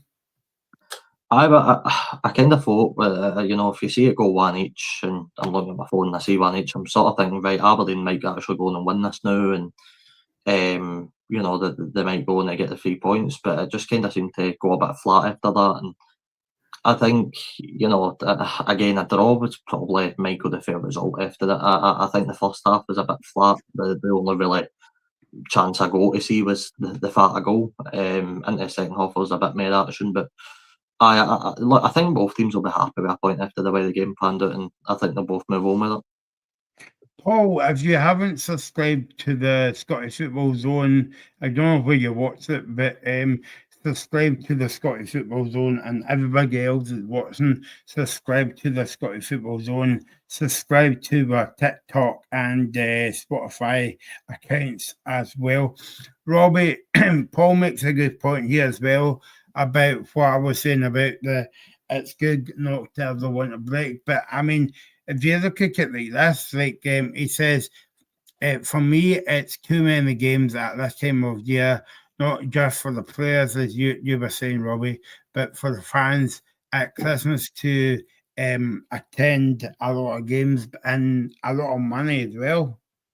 It's a point, to be honest, until Paul bring it up, I completely forgot about it. I mean, he makes a very valid point. It is expensive for fans, that there's no hiding away for the fact we travel to Ibrox on Tuesday, and tickets are about 30-40 quid to get in. That bundled up with the next sort of 18 days with another 5 games. That's expensive for people that, and we play, Michael, 4 away games in a row, I think. That's expensive. That's not just tickets, that's travelling, that's paying for supporter buses, that's paying for tickets, that's paying for pints pre or post match, that's getting up and down to the game, that's paying for food in the stadium, food on the way home. It's expensive. It's very expensive this time of year for fans, and all you can do is applaud the ones that do make the trip up every week to go and watch your team play, because it's a very expensive sport these days, and it's unfortunately the way the current world works. It's impossible for all fans to see every game, and for fans that maybe don't travel, unfortunately they're going to miss out, which that's when you bring, Michael, we could spend hours talking about that. That's when you bring the TV deals into it, and how do we get fans to see games and all that sort of stuff. There's a million things we could talk about today with that, but Paul Donaldson's comment is spot on. It's a very expensive time for fans, and one that, especially in this time of period, the Christmas period, it's even more expensive. All right, lads. There we go. There's the Santa's little helper. It's just come in. Reagan, how are you? I'm doing well, Michael. How are you? Yeah, not bad. We're just speaking about the Aberdeen Dundee United game yesterday. I don't know about you, Reagan, right? But I mean, I don't know who would be happy with the point, Jimmy or Robbie's pal Jim Goodwin after the game. But I mean, if you want to talk about Aberdeen for a minute or two, because I know Paul's watching the show, but I mean, I think as well that the last couple of weeks, Jimmy has basically turned the bus around up in Aberdeen, and then they went to Circuit Park. He done well. He got a goal. He merely got a point of that game, and then got a point last night at home against Dundee United. So, Reagan, do you think you'd be still disappointed? I think if you're Aberdeen, you'd be more disappointed because it's a home game and you got beat by Dundee United earlier on in the season at Tannadice. I think Robbie's pal Jim would probably take the point more, to be honest with you. I was listening to Robbie earlier in the show when I was doing the washings, and Robbie was saying about that Owen was thinking about possibly Jimmy for the sack. But I think for me, Mike, I think that as Robbie was saying, I mean, Jimmy's done a great job over a sustained period of time, and I think it's one loss in like 7 maybe, something like that.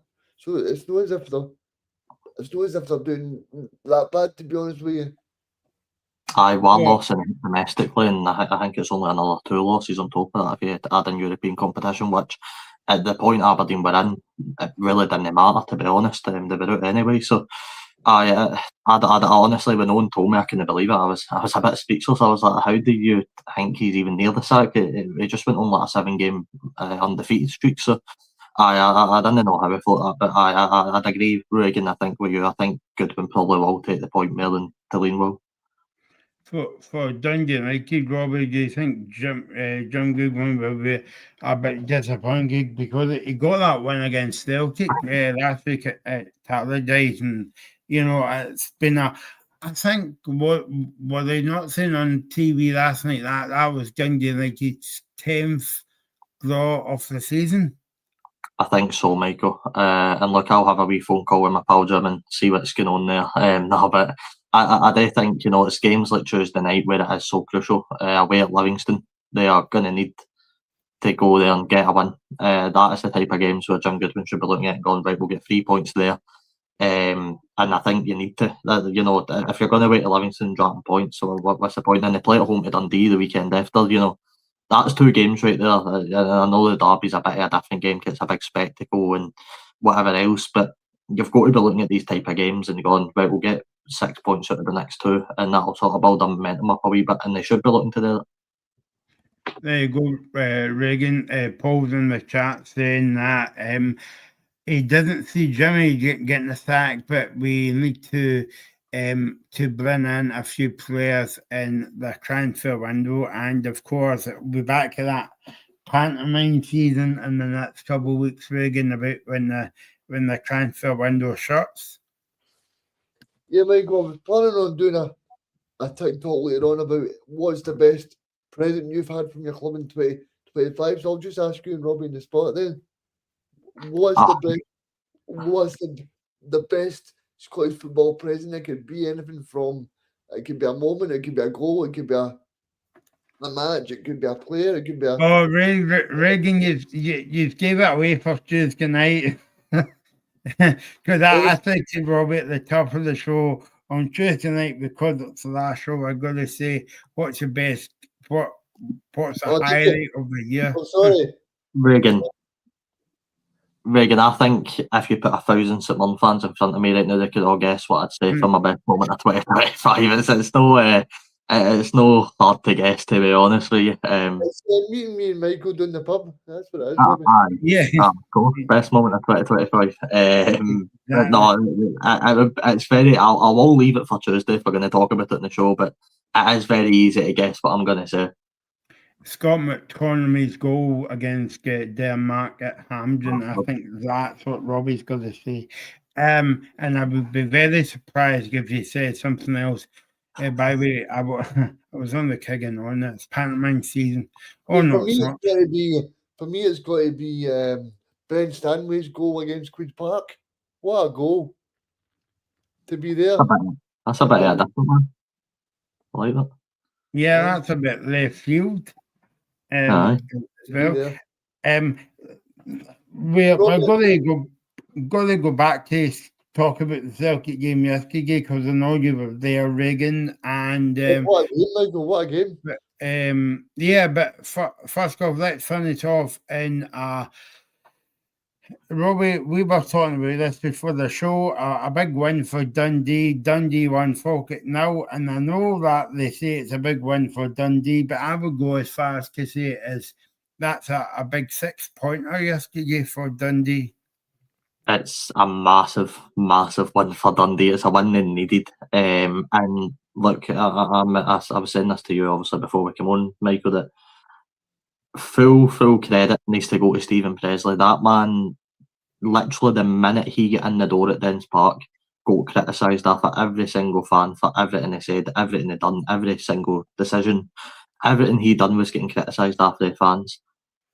I don't think they're going to be laughing now. I think they're going to be taking him a bit serious because he's doing well. He is. He's doing well as much as they're going through practice.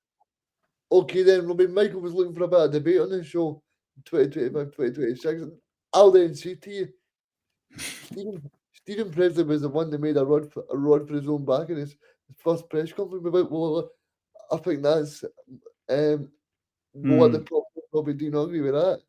Yeah, Because no, I'd agree with that. I'd say that's fair criticism, and I don't think his own words helped him. But what I would say is, he was criticised before that press conference. People were laughing at the appointment itself before he even sat down and spoke to the media. So he's been criticised since he literally got announced as being the manager, before he even get any minutes on the training pitch or go to speak to the players or any of this stuff. He was criticised since he first got the job. So to get a result against a Falkirk team that, let's be honest, they were high flying, they were living life back in the Premiership, and to keep a clean sheet on top of that, that's an absolutely fantastic result for them. And as much as I like Tony Docherty, I've spoken to him before, and I've obviously watched his teams play against Partick Thistle this season. I was at the game, and I do think they've been vindicated by not letting Tony Docherty stay on, and it's proved its worth for me, because Tony Docherty's willing to get the sack at Ross County. Ross County are looking at potentially going down as well. Aye, although I know we'll probably get into speak about the Championship later on, and the results that happened yesterday, there was a pretty good result for County, but you're right, I think there was a lot of probably angry Dundee fans, sorry, when the Doc left and the way he left, and I still don't think they should have sacked him, to be honest with you. I know things haven't worked out at Ross County, and I understand that, but at the time I don't think they should have sacked him. I don't think that was very fair on him, to be honest. I thought it was probably a decent team, but you've got to give credit where credit's due. The Stephen Presley's doing a good job, but he's keeping them above the relegation zone. He's knowing the bottom two. He's picking up results against teams that a couple of the guys for this show, Michael, were on the show last week saying Falkirk might finish in the top 6. And then Dundee goes and beats them 1-0 and keeps a clean sheet. So, you've got to give credit where credit's due. That Stephen Presley's picked up a brilliant result and deserved it as well. Yeah, I mean, he must have been dreaming about that result on Christmas Day before he went on to deliver it. Santa Claus in the own making there, but I just find it interesting, Robbie, because I think the players are clearly still behind him. Every player bar Simon Murray, apparently, who obviously gets sent off during the game, and there does this. I'm not even just saying this because of the red card, but there does seem to be a bit of friction between him and Murray. You noticed that he gets subbed up in a game a few weeks ago, and he really took the huff, Simon Murray, when he walked off the pitch. I don't know. I don't know if there's maybe something going on between the two, but that's a player you're going to need to be informed. Simon Murray can be a really useful player for you, and the last thing you want is him getting red cards, and obviously he'll be missing the big game on Tuesday night against Kilmarnock, which I'm sure Presley will now want to see. But you've got to give Presley credit where credit's due. He's picked up a few good wins this season. But I mean, before we get to that Murray red card right in the second half, I don't know if you guys saw the highlights.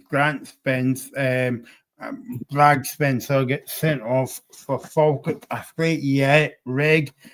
And it was the thing to a yellow card. Robbie, what did you think of that one? It wasn't a red card. I think it was harsh the ref even go to red at the bit, to be honest, straight away, but I'd agree with the fear rescinding it to a yellow. They think it was a yellow card. It wasn't a nice foul to make, but it wasn't a red, in my opinion. Regan, what about you? Sorry, Michael, I'm going to be a pain in the neck here. I didn't actually see it. I was on the way home to Livingston, so didn't actually see the incident you're talking about. Sorry about that. Right, okay, yeah, okay. So we'll let you off there because it's Christmas, right? But any other week you'll be getting good attention and all that. But no, we'll let you off on that one, Regan. What about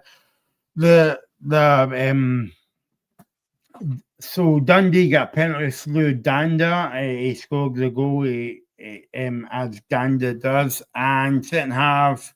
Murray, red card, Robbie. Aye. To be honest with you, Michael, it's frustration for Simon, innit?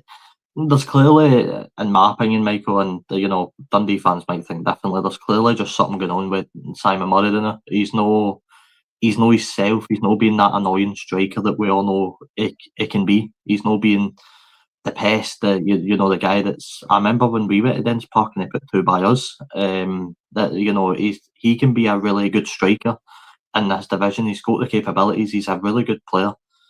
He's just not showing it right now, and I think, to be honest, yesterday sort of sums him up. This season anyway, and I think all that just cumulated into that red card. And I'm sure Presley and him will have words, but in my opinion, Michael, they really need to sort this out. There does seem to be a bit of friction there between the two for whatever reason it is, and I don't know if that's because Simon maybe just doesn't believe in Presley, and maybe that's why. But there just is something between the two of them that's a bit off at the moment. And remember, I said to you, Robbie, that back to when Russell Martin was still the Rangers manager. I think it was Danny Rose, one of Danny Rose's first games in actually. Stephen Presley, he refused to play Simon Murray against Rangers. Now that's what really threw me as well, because Simon Murray's one of your best players. You're playing one of the best teams in the league. And you're thinking, right, surely you want him to play, but he didn't even play the game. Aye, and maybe that is something to do with it, but my argument would be, you've got to respect your manager's decisions. If he doesn't think you're right for playing a game, he's not going to pick you. And as good as Murray is, and I'd personally pick him every weekend, he's a fantastic striker. Maybe Presley just looked at that game and didn't think he was suited to it, and sometimes you've got to respect that. And I get that, and by the way, I can understand why Murray would be frustrated. He clearly thinks. And I do believe he probably is the best player in that team. He is. He's definitely up there. So you can understand why he's frustrated. But that you can't be having a season where your best striker anyway is falling out with your manager and no talking to him and no really getting on well with him. It's just never going to work. There you go. It's a big week for Dundee. They've got Camargue, but also they've got the Dundee derby. By the way, that's on after the Celtic Rangers game next Saturday as well. That's on Sky. Right, let's go back to, before we get into the championship, let's go back to Regan's game yesterday. He was at the Tony Macaroni. I heard one of the commentators on the terrace at Annandale, and I thought, wow, that's not been called that stadium for about 20 years, mate. But there you go. Livingston 2, Celtic 4. Regan, your take on the game? What a game. It was absolutely brilliant. Loads of goals, loads of talking points, possibly a red card from Pittman. There was a lot to get through.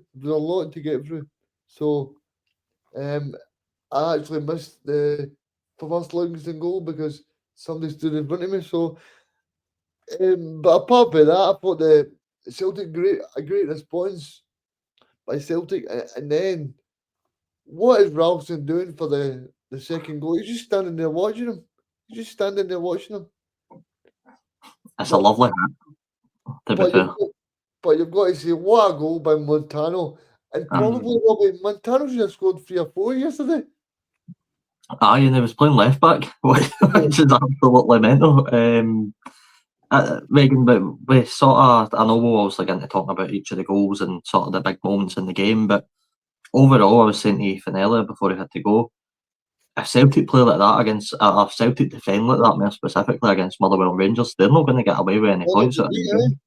Aye, I mean, Ethan made the point that he's not going to change system, right? That's fair enough, but Celtic need to step up defensively because that was any competent team that can defend will beat Celtic because Livingston was just as bad as defending as Celtic were. So if I was a Celtic fan, I'd be really worried about the next two games defensively. Yeah, and it was attack after attack for Livingston. I've never seen Livingston create so many chances, honestly. I've never seen them create as many chances against any team I'm talking about. St Mirren or St Johnstone or Rangers, whoever. I've never seen St Mirren create so many chances in somebody's box. Reagan, see, I don't know what you're like, but see, when you were watching, obviously you were at the game, and I was watching the game on the telly, but I swear I was watching a basketball game. It was very kind of end to end. Yeah, it was brilliant, but it wasn't good for the heart either because 1 minute you were up, 1 minute you were down, but it was great to be involved in, and it was great to see Nancy at the end get the adulation for the fans because the first match against Aberdeen that he won, he went right down the tunnel, but it was good to see him go out there and get some adulation from the fans. And if you go over to TikTok, you'll be able to see that as well. I mean, but it was just so good to see that. See Nancy get back-to-back wins because I think it's something that he needs. I think it possibly brings the players on board more. Do you think he'll start to buy in the players? Because I was saying to Robin and Ethan earlier, like, I know every game's a big game or a big week for Celtic, but that Aberdeen win last week is like, he might have bought one or two fans over, but if he wins in its two games against Motherwell and especially Rangers, do you think he'll have the full backing of the fans? Yeah, I think he will, Michael, because if we can get the 2 wins, I'm going to put a statement on live on YouTube, but I believe, right, if Celtic win these next 2 games against Motherwell away and Rangers at home, Celtic will go on and lift the title. That's how big I think these next 2 matches are. I believe if Celtic get beat the 2 games, Celtic are out of it. But I believe if Celtic win the 2 games, Celtic will not stop from there. Celtic will go on and they'll buy 2 strikers in the window and they'll go on and they'll win the title. There you go. You think first, Robert. You wanted some big claims on the show. You think they've just got probably the biggest of them all this season, to be honest. And you know what's mental, Michael? I'd be inclined to agree with him. I think if Celtic do win these next 2 games, they're right back up there as favourites to lift this league because the momentum and the mentality of these players would be absolutely through the roof. And Reagan, I don't know if you've seen, but the TikTok you put up kind of blew up. We're sitting on 7,600 views now on the TikTok. After the game, you're posting that reaction for Wilfred Nancy. It's something that he's needed, and it's something that, as Ethan mentioned earlier, he's not been given enough time off the fans. He's been, in my opinion, he's still been really harshly treated, to be honest with you, after Celtic fans. And I know Celtic fans will jump at me and go, oh, but this and this, but I don't care. A manager needs time to get into a game, and Wilfred Nancy's found that. He's got 2 wins back to back. And you're right, if he beats Motherwell and then beats Rangers, he's right back on for this title. Yeah, because I know everybody was thinking that obviously that the Hearts were going to go and win it after last week. But I think what they had to do yesterday was at least get a draw from that match to just kind of stem the tide, because Celtic and Rangers are both look at that and go, right, well, we are 6. In Rangers' perspective, they're 6 points behind. Celtic's perspective, they're 3 points behind. But if you look at that from a Hearts perspective, Hearts have got, look at the next 5 fixtures. They've got probably favourable fixtures: Dundee away, Falkirk at home, Livingston at home. So you probably expect them to win those games, but it's also the big matches that you need to win as well. Aye, you have got to say, right, I know the Hearts result was pretty poor for them yesterday, but bar that, they have picked up big results this season. They've already beaten Hibs, they've beaten Celtic and Rangers twice each. You know, the results have been there. It is odd about how you push on for this now. You know, there's not been many times this season, Reagan, where Hearts have taken a loss and had to bounce back for it. And each time, to give them credit, they have bounced back pretty well. But this one feels like a proper deflator. You know, you're 3-0 down just after half time. You fight your way back into it. Shankland misses that big chance at the end, although it's a good save for Salinger. And yeah, he's got to score it. He's got to score it. What a save by Salinger, though, you're right. Aye, and that probably did take a bit out of them because they fought so hard to get back in. But look, if they bounce back in these next 5 games, and you're right, it is easier in terms of who they're playing compared to, you know, Celtic and Rangers in their next 5 fixtures. So, you know, Derek McInnes has got to take positives and try and push ahead, because if Celtic and Rangers drop any more points than they already have this season, Hearts have got to fancy themselves. There you go. Before we go, guys, let's have a look at the championship yesterday. There was a lot of draws yesterday. Let's kick off with the Smokies. Arbroath won, Airdrie won, Morton won, Ayr United won, Queen's Park 2, Packet Thistle 2 in the Glasgow. Yeah, bad result. Partick Thistle 2-0 up. I'll be talking to Alex Bay next week. I'll be saying to him, you need to sort that out, Alex, you know, 2-0 up. It was interesting to see St Mirren's lone player, Ocean Smith, getting sent off for the Galley Jags. And He was getting a bit of abuse from Partick Thistle fans, I noticed. They're not taking kindly to him, I don't think, which is no nice to see. I wanted them to go and have a good loan spell, but it was a disappointing collapse for Partick Thistle. And I know Arbroath game, Michael, I know they had a red card as well, 1-1 draw with Airdrie. Probably know what they wanted, to be honest with you. Arbroath have kind of been up flying at the top of the championship, getting some good results. That's a bit of a dampener for them. Yep, and the final score as well was Ross Kenton 0, St Johnson 0. But you're No, Michael, you forgot to mention the Fife derby. I spoke to Dougie Emery about it last week. I think it was 2-1 to confirming a big win for Neil Lennon. I don't know if Neil Lennon was back in the dugout due to his So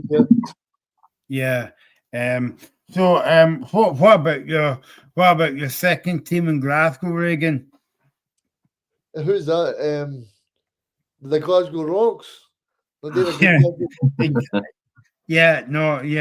It was a Glasgow derby, wasn't it? Queen's Park versus Thistle. It was. And it was so disappointing that the Partick Thistle fans weren't able to attend.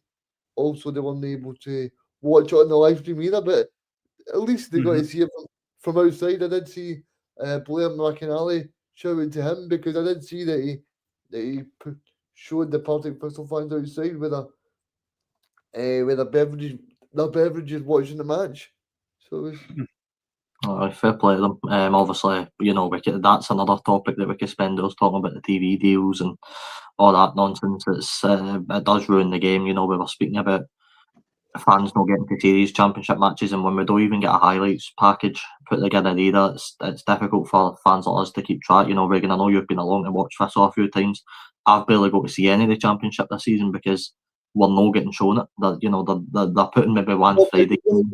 Robbie, are you going to go along next Saturday? Because I'm going to be attending Celtic and Rangers game. So if you want to go along to 4 hours, I can Partick Thistle versus the old rivals, Martin. That'll be an interesting game. I will see what I'm doing. I probably will try and get along to that. To be fair, it'll be nice to get along. And I do know what team Robbie will be supporting. Oh no, he's not supporting our team. He's in Miguel duties. But there you go. I think he'll have a St Mirren top on underneath his jumper. So, Michael, just to quickly talk, I know we're going to wrap up in a minute, but what a result for Ross County, keeping top of the league, St Johnstone, to a stalemate. So the Ross County have been shitting goals left, right, and centre the last couple of weeks, but that is a draw that they can take full positivity for and try and hopefully push on. Because if they go down, Reagan, it's not even an embarrassment; it's a catastrophe at that point. It's really, really bad if they end up getting done.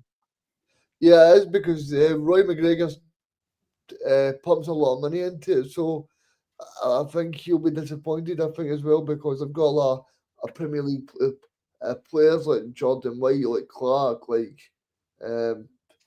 I think Ronan Hale still there. Is that right? Aye, they've got Declan Gallagher, Alex Iacobiti. I think. I was going to ask you, Robbie, as well. So you got Ronan Hale then. Do you think Ronan Hale might be off in January to like a Motherwell? Because I'm thinking if Motherwell could get a proper goal scorer, they could really be up in third place. Because you look at that match yesterday, Rangers shouldn't. I mean, Jack Butland had 5 great saves. Aye, there's a certain team that play in black and white in the Premiership that could be doing with a striker like that. I know, but no, I think you're right. Ronan Hale's not going to want to stick around at Bolton the Championship, Ross County, is he? Like, let's be honest, he's too good for that. Whether, it all depends. I mean, I remember, I think it was Roy McGregor saying before the season started that he wasn't going to let him go for like any less than like $1 million or something. Which, no Scottish club outside the big two are really going to pay that, are they? Or maybe have that. Surely St Mirren got that money for winning the trophy, Robbie. They could afford it. I can assure you that now, Reagan, St Mirren will not spend £1 million on a player. That will just no harm. As much as I love it happening, it would be funny, but it's never going to happen. I think we need to be a lot smarter than that with our business. But I think Ronan can get a bigger move, and he can get playing some consistent football at decent standard as well. I think he is one of the players that sort of stood out in the Premiership, even when Ross County were down bad. So it'll be an interesting January for Ross County. It'll be interesting to see how many players they let out, Reagan, because let's not forget they signed a good 10, 11 and before the season started. Aye, Robbie. I mean, people think I'm a Partick Thistle cheerleader. I'm far from it, right? But what I will say yesterday was, I was. But yeah. I was no, Michael. I was in the car yesterday, and it said the Ross County and St Johnstone match, and I was happy because I think it's so important that the championships really up for grabs, because we don't want to be in April time when there'll be 12 points between St Johnstone and Partick Thistle. We want it to go to the last day. We want clubs to be in there. Reagan, it does seem like many of them want it, but I mean, 4 draws for the top 4 teams yesterday. Does anybody actually want to win this league? Like, does anybody want to go on and try and lift this? Because, there's a chance there. I'm looking at the Pars sitting right now in 5th. That they are still all granted they're a wee bit away for St Johnstone. I think 26 points, maybe 16 points. I think away for St Johnstone. I mean, this is why I said to Dougie last week. I mean, everybody's going to be going for the playoff spots. It's so interesting. It's so interesting because you look at you look at Dunfermline, you look at Arbroath, Partick Thistle, St Johnstone. But I think St Johnstone will St Johnstone will win it. But it'll be interesting to see if St Johnstone let Josh McPake go in January. Robbie, I don't know if you've got thoughts on that either.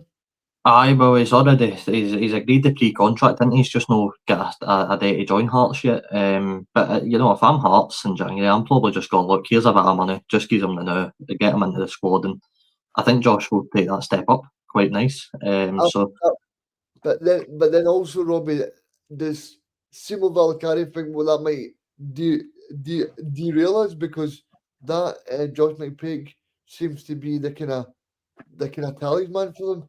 I mean, I was at the Partick Thistle St Johnstone match, and they were singing that Josh McPake on a Saturday. I mean, they were absolutely enjoying it. They were really buying into him. It might derail them, and I can understand he's got 15 goal contributions this season, but St Johnstone at the top, no, because they're a one-man team. They're at the top because they've got a good squad. They've got a squad that got relegated, and right enough, it's not a good squad for the Premiership. I should say that if St Johnstone do win that league, they've got a lot of work to do coming back up. But they've got a good Championship squad, and if they lost Josh McPake, I'm convinced they'd be all right, but you're looking then, they're not to get too ahead of ourselves because there's still a lot of football to be played. But whoever finishes in these playoff spots, Regan, they've got to fancy their chances against your Dundees, your Kilmarnocks, your Livingstons. They've got to be looking at this fixture going, this is our best chance. I was just going to ask you guys as well. Do you guys not remember a slight change that happened last year that made it a little bit easier for the Championship clubs to get up, or did that not? Did that not go? Championship clubs, I believe, get home leg second, I think, Yeah. in the playoff. So Yeah. that means it goes in their favour, depending on what happens away from home. So Don't start me on that final, that the Premiership final. It should be a one-off game. see if you want Michael to have a good debate, that's what we debate him on, Regan. That's what we'll get him on the show for. But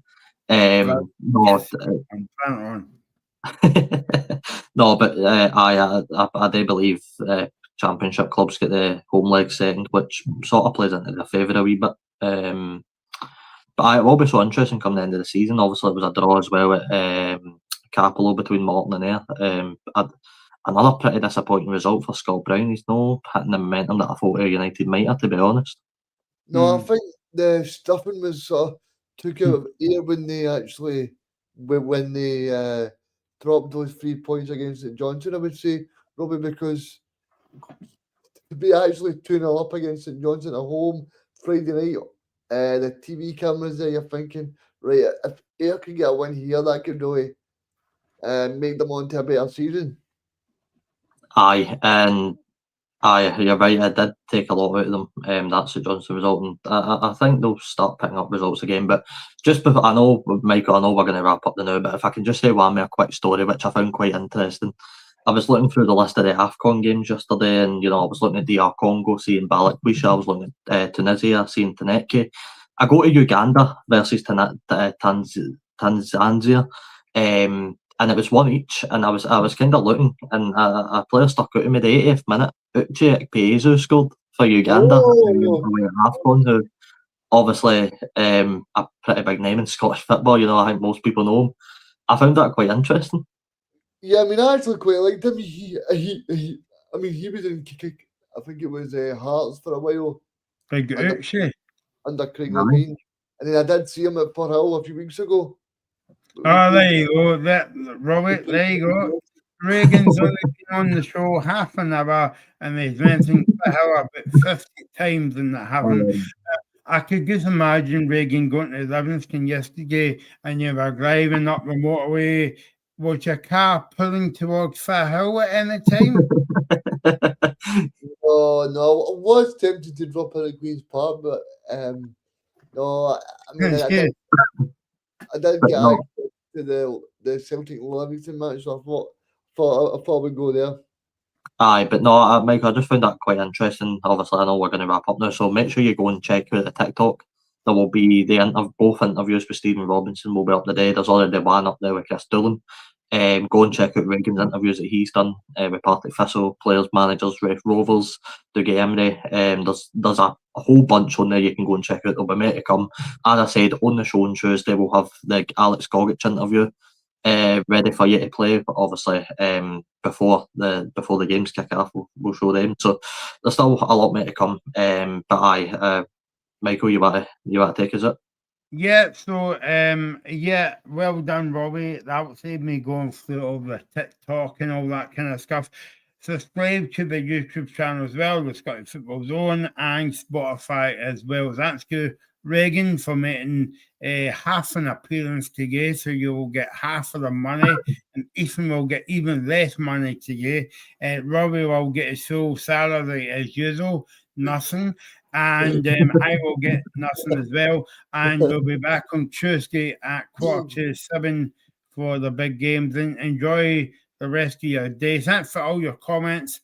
And we'll see you on Tuesday. Regan's going to Firhill now. You're watching the Scottish Football Zone with all the build-up and reaction.